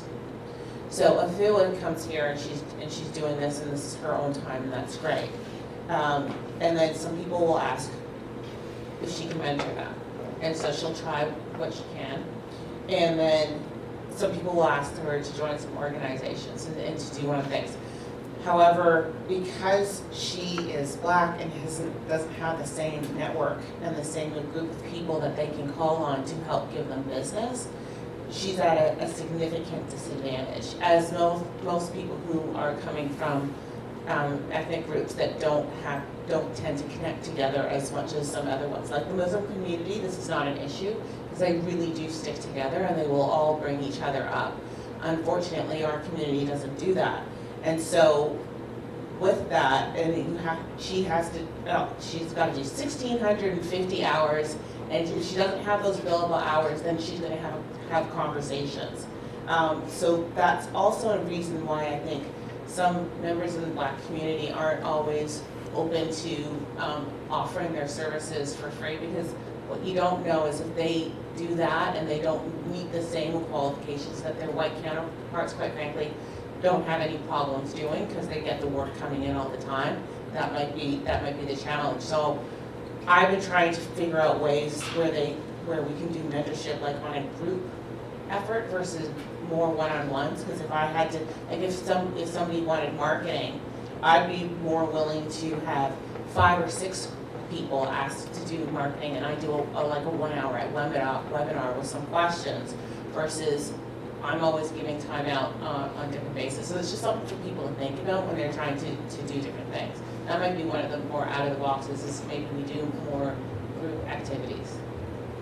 Thank you very much, Natalee. I mean, that's a very important point for us to think about. You know, and I always say to people that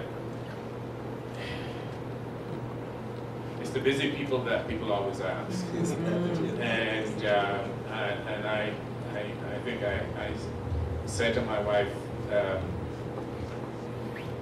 few weeks ago, she said, "Are you working for the London Black Heritage Council? Or are you working for the Natalee Foundation?" Like, who pays you? And it's important for us to think about that. And you know, I have a job where I can be flexible. I have this space. I come. I have work from home, so I can, you know, I can work one day 12 hours for the Kidney Foundation, and the next day I can work 3 hours, because I have some flexibility and I get my work done. But not everyone has that. And I think that we always expect more from our community, and we have to, I think Natalee's point is really right on, because you know, we know that it's a challenge for lawyers to give up their time, and you know, other people don't. So I think it's very important. My last point is we've got about 5 more minutes or so. We started late, so we can go over a little bit. I don't want to keep people beyond. I don't know what's happening outside. So maybe 2 or 3 more questions, and I'll give it to Mystery and then Rashid before you say. Let's hear. So I 100% agree with you. Volunteering is a privilege, but I think something that we also have to help our community to understand that, right? Because I feel that we need the support, and then because we know that it's not easy to volunteer, we assume that the person asking for support knows that, right? So when I was starting Type Diabetes, it's still hard for me to find people that look like me to take on skilled work, because we don't have a budget to afford high-level staff. And we have community partners and friends who will step in and fill the gap. But I talk a lot about the fact that volunteering is a privilege. And unfortunately, within our community, when we create programs, we use words like low income, equity denied, equity deserving. We use all these labels. And as a Black person, when you've exited that low income state, you're scared to look back, right? And we don't always take the learning and remember that there was a time that we didn't have this knowledge, right? So when I was looking for support, I was a little bit disappointed in London Black community for not embracing what I was trying to do. But now, as someone who's having over 60 volunteers, I tell them I understand that volunteering is a privilege.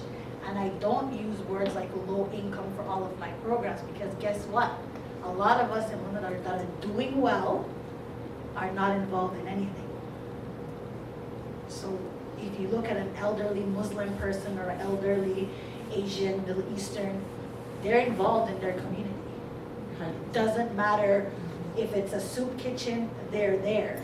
But it's because of systematically we've been taught to put labels to the things that we do. So then we're not mentoring, we're not educating our people. So if someone comes to us for mentorship, it takes 2 seconds to just say, hey, this is why I don't have the capacity at this time. And we're now building that love and that trust in our own people to understand why we can't do it. Because when they come to you, they don't know your workload. They don't know that you can't afford to give up your time. They're just looking at you like, oh my gosh, I need your help. Because it's happening to me a lot. People just come to me, oh, you're a charity now, you have a business, da, da, da. And I'm like, listen, I love you, but I don't have the capacity. And then they're like, really? I'm like, yeah, like follow me for one day. And they go, yeah, you're too busy. Right? So it takes a little bit of energy, but then I don't ruin that relationship with that person because they don't know what I experienced. They just see the end result. They see you as a marketer, you as a lawyer, and we want them to come and take up space. So I caution us, have grace for our people and educate them and not like talk down to them. Just say, hey, I can't. I understand that it looks glamorous, but right? Like I can't. And so I really want us to understand that a lot of things that our people experience and do, there's books written to keep us that way. Our people is not the problem, it's how we've handled ourselves and our community. And we all need grace, and we all need to remember that it's not, like we're all learning, and share that with them, and I trust you, they will show up. Like when you talk about the galas, people don't know. We market on the same platforms. Facebook. The people that I serve are not on Facebook. They're working 2, 3, 4 jobs. They're crying to me for jobs. Every day I get like, Mish, are you hiring? I'm barely paying myself. Do you know how much I could make if I could work as a nurse? You don't, right? Exactly. They don't know. They see you and they're like, Mish, I need a job. I need this. I need that. I need a job too. Like this is charity work, right? They really don't know. And they're not on Facebook, they're not on social media, they're not at the resource centers, they're at home after work, so getting to them is hard.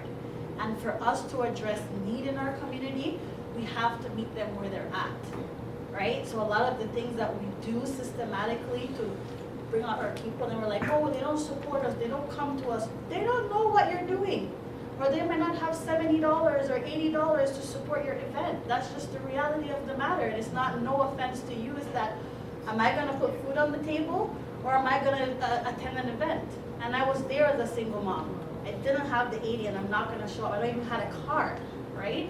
So we have to think about who we're supporting, because the word Black means so many different things, right? When we say Black, we have our experience as Caribbean people, as Canadians, as Africans, and we don't all relate to very much outside of trauma, right? We have some cultural similarities, and we have to understand that, and understand that when we use that word, the approach still has to be different.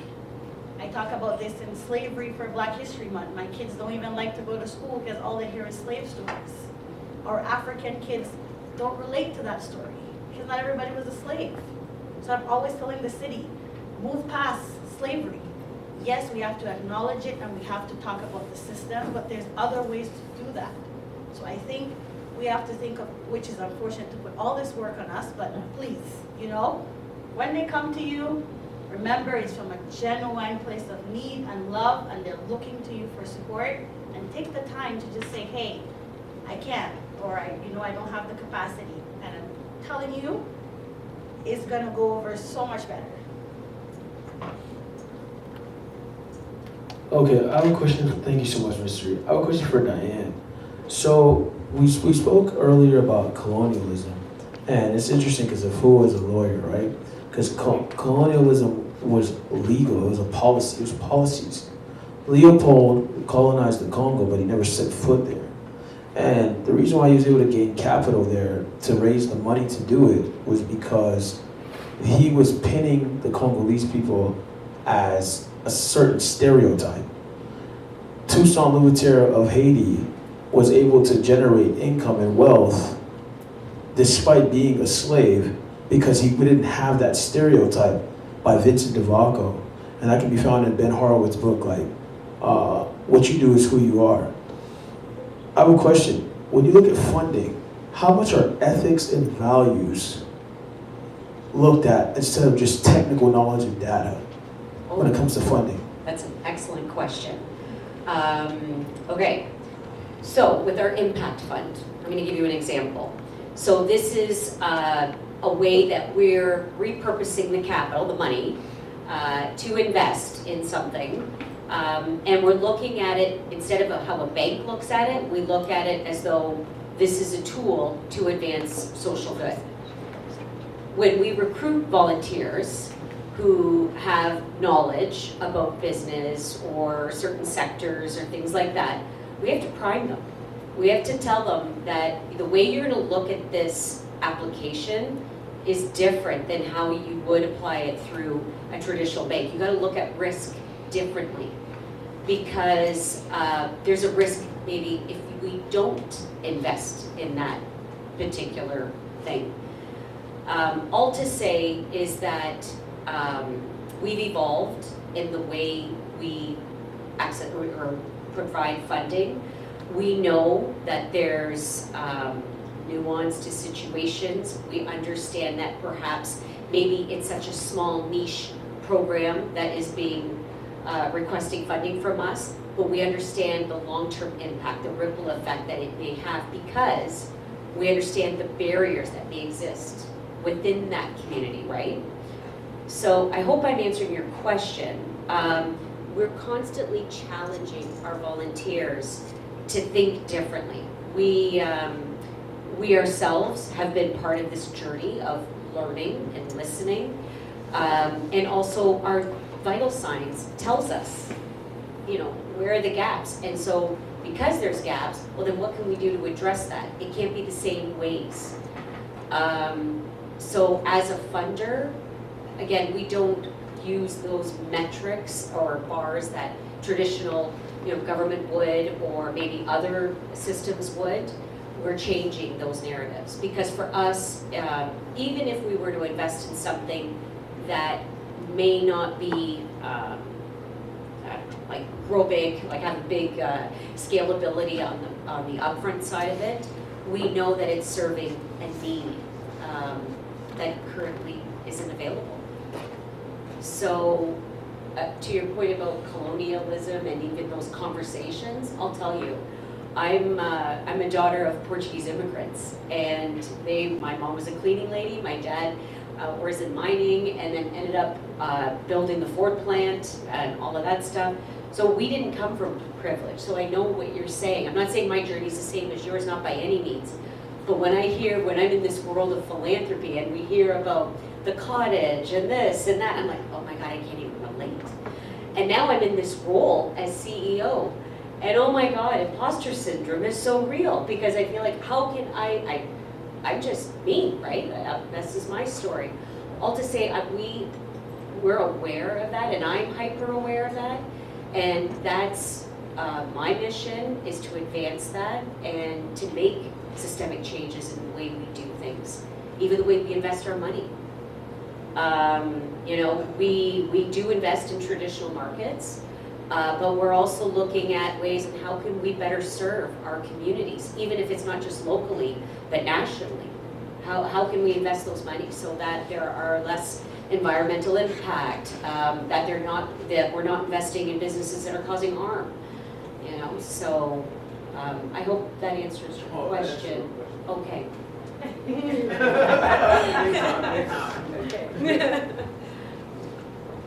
Go ahead. Hi. Thank all of you for being here. You've all been a wealth of knowledge. I'm thoroughly overwhelmed in a good way. But my question, Mr. You made mention earlier that you had gone to a school and a principal made a comment about the Caribbean kids and African kids not getting along.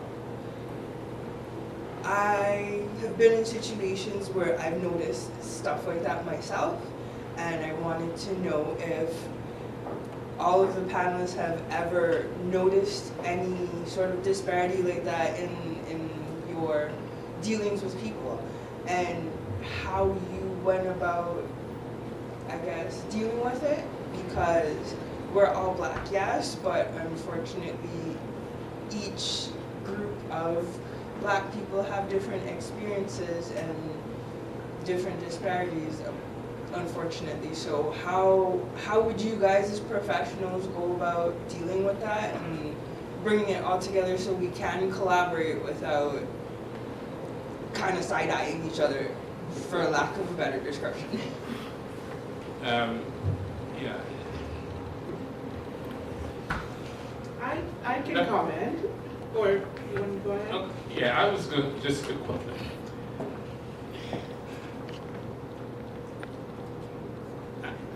I could answer the question, but I have.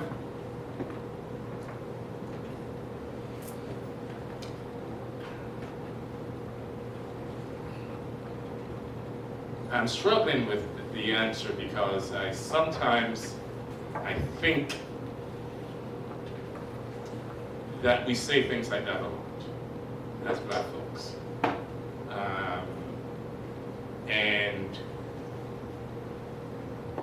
And we're the only race of people that describe themselves in terms of a color. Nobody else does that.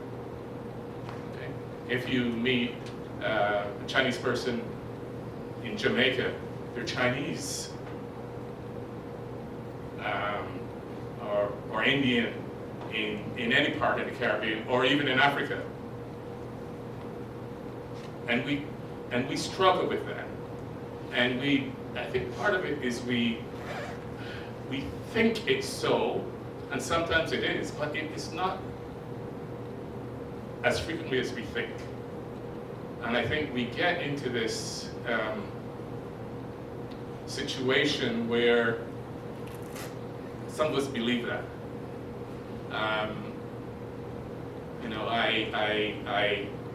Belong is Nigerian, and he's working for the London Black Heritage Council. So is Emmanuel.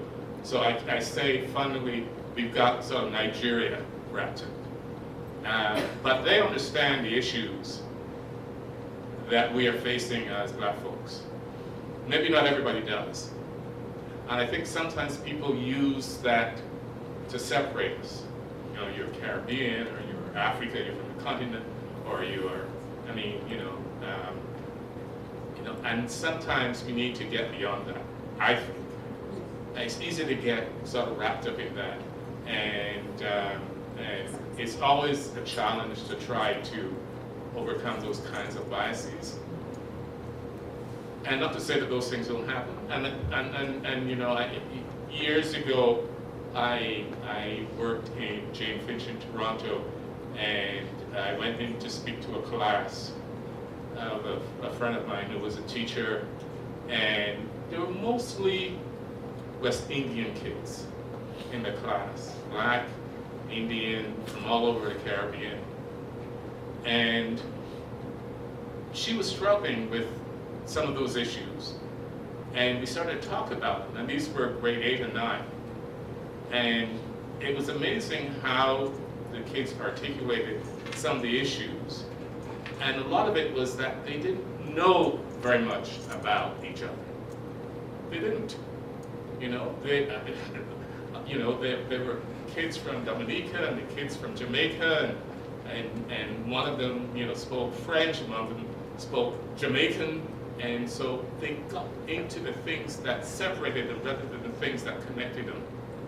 And when they started to think about those things that connected them, they sort of became more sort of connected in a way. They became more aware of each other, and then they started, sort of speaking for each other and that kind of stuff. But it takes a while. You've got to be deliberate about trying to break down those barriers among ourselves.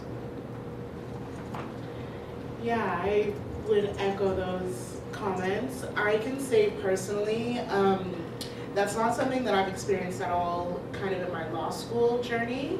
Probably because law firms don't care or know whether your ancestry is African or Caribbean. And so I never felt that. I think the time I first came alive to it was when I married a Haitian, and my family is from Ghana, and that's when I realized that there were some of these prejudices that I had never really been alive to. So certainly it's real and it exists. I think it boils down to education. And there's an amazing book called Homegoing, and the author's name is Efua Gyan.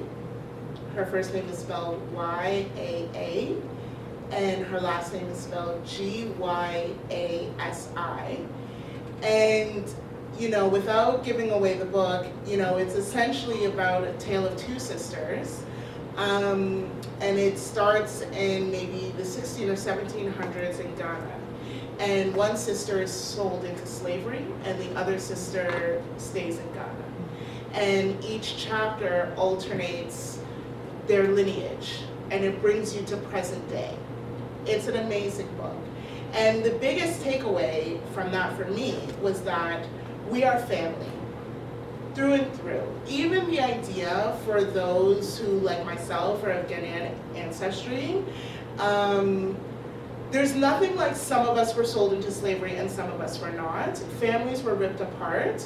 You know, it's something that happened to all of us. And I think, you know, as a Black community, we tend to be very family oriented. And so the idea that my brother's child is not my family and can't come home is not a real thing. And so we should not let, you know, what Europeans did centuries ago be the reason that today we look at each other and think we are different. You know, that's something that someone else did to our collective family. And so I think it really boils down to education, because it does exist, but I think that we can overcome that and should overcome that, because we're family. You know, at the end of the day, really. I agree 100% with the education. So we have to understand that the displacement is what causes the confusion, right? So in the Caribbean, we are taught that we are different. And that's where the issue starts, is that if you grew up in the Caribbean, you have zero connection to Africa. And your history is also taught in a very different way. So you find that as Caribbean people, we're still trying to figure out our identity because we're the only group that our story has been told for us by somebody else, even up to present day. If you look at most authors of books, they're not of our people. And us accessing knowledge from Africa has been very difficult for us in the diaspora. Not impossible, but just difficult. So I had the privilege of actually going to the slave museum in Nigeria and actually learning what happened there, right? And trust me, I didn't want to come back because then living in Africa is a different reality. You're not fighting for who you are. When you talk to an African person, I'm just African. When you ask a Caribbean person, we are this, this, and this, and this, right?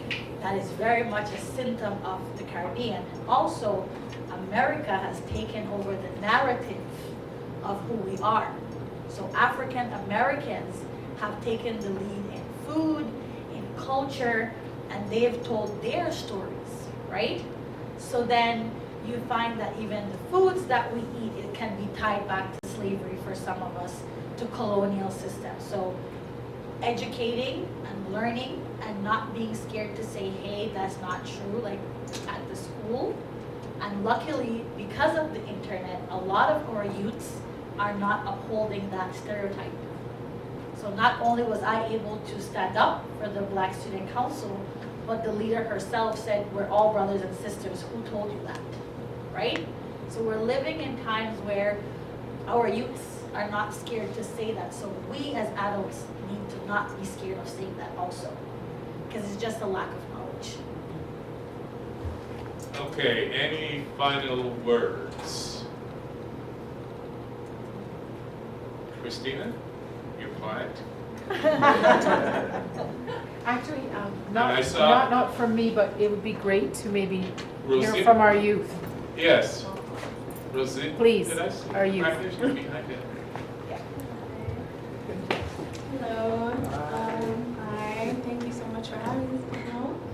We found it very informative, especially learning about the grants and the different things that are available. As our organization right now is grassroots, and in the future we'll definitely be looking at maybe transitioning into being a nonprofit. So definitely took some information there, and then just a general conversation about capacity building and the different things that are happening. I think we're all dealing with it at different levels, so just thank you. What, could you tell us the name of your organization? Sure, it's called Black Youth Connect. Yeah, it's called Black Youth Connect. And we've been active for about 5-6 years now, and we basically host drop-in sessions once a week on Tuesday evenings from 6 to 8 p.m. We're located in Northeast London, and we create a space for different Black youth in the city to connect from the ages of 14 to 19 years old.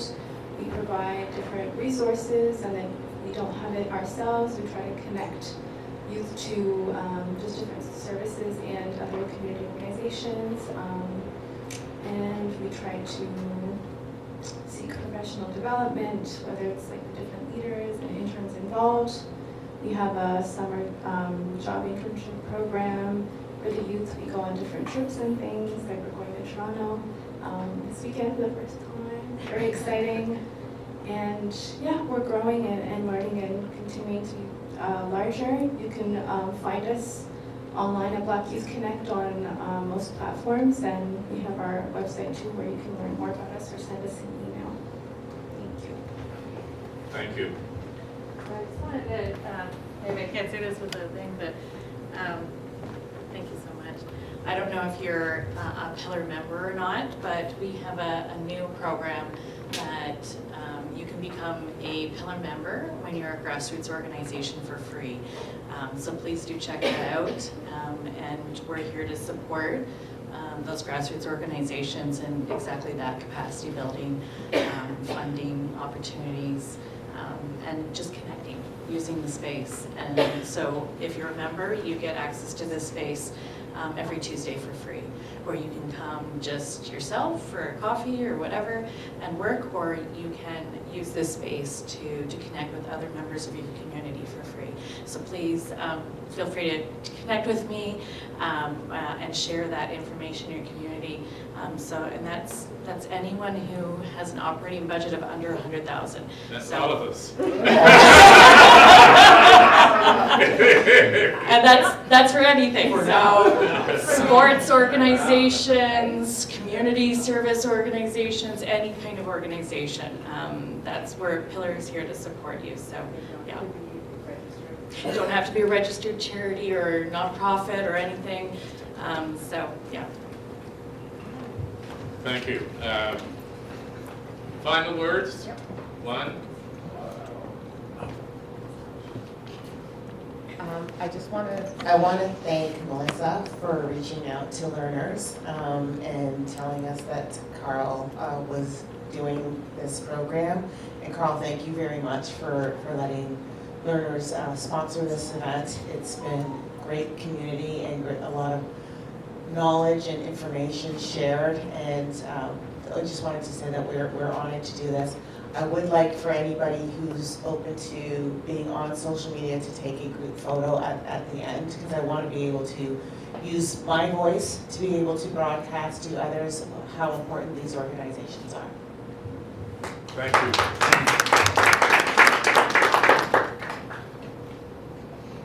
Final words, sir. Thank you guys so much for everything you guys have done. Efua, Diane, Mr. You guys are amazing. One last word I wanted to say was just that what I noticed studying historical leaders that are Black, the reason why they were able to put the differences aside is because they saw the big picture. When you look at like the Patrice Lumumba in Congo, from my background, he was able to see the bigger picture of what was going on in our communities to be able to fight against colonialism and these certain perspectives that were attacking us. But the thing about it is, it started with himself, being an avid reader. Even in prison, he studied multiple subjects to be able to actually fight against the oppression and the amount of societal prejudices that were against us. So I just want to thank you so much for educating us on these different issues and these different topics. And we're London, Black London, and we're gonna hoorah all day. So thank you so much, guys. We really appreciate it. So I want to thank everyone who braved the weather to be here. I want to thank the folks who are online.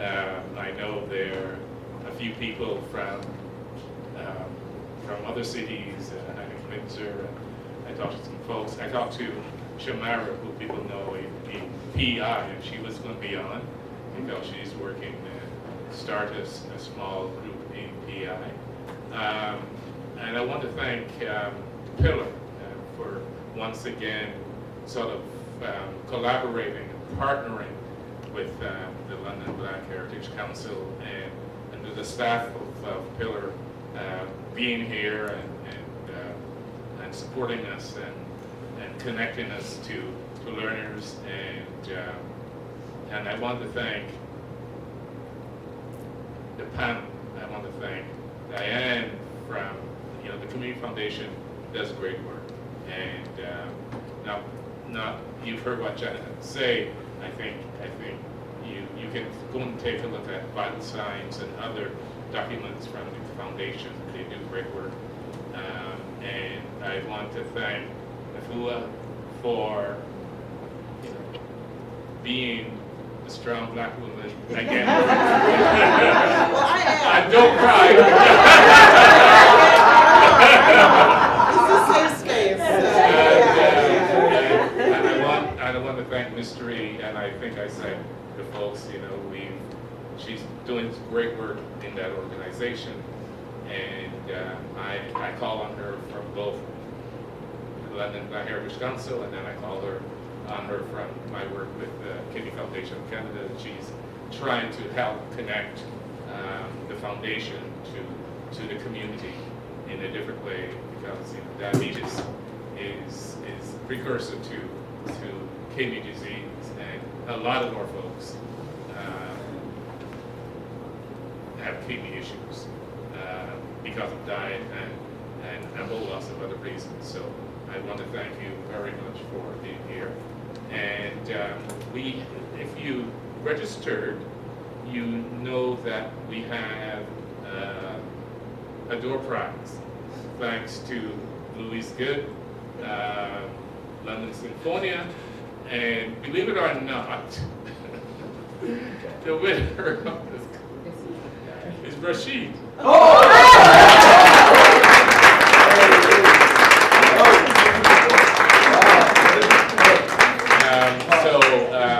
Louise, do you want to tell folks a little bit about the program you have coming up on the 22nd? 22nd of February, a week this Saturday. It's in honor of Black History Month. It's a program about the life and troubled times of Samuel Coleridge Taylor, who is an English composer. Very short life. I think he died at 39, but he composed about 100 pieces. So we have a narrator coming, Roy Lewis, who's going to narrate the story with some compositions of Samuel and some other pieces as well. I've got brochures. So thank you very much, and thank you again, and thank Maureen and all the staff from Pillar. And we still have a few. We have some coffee and we have some tea. This is the time to network. Although the session is ended, we don't close the doors until the last person leaves. So thank you very much for being here. Really, thank you.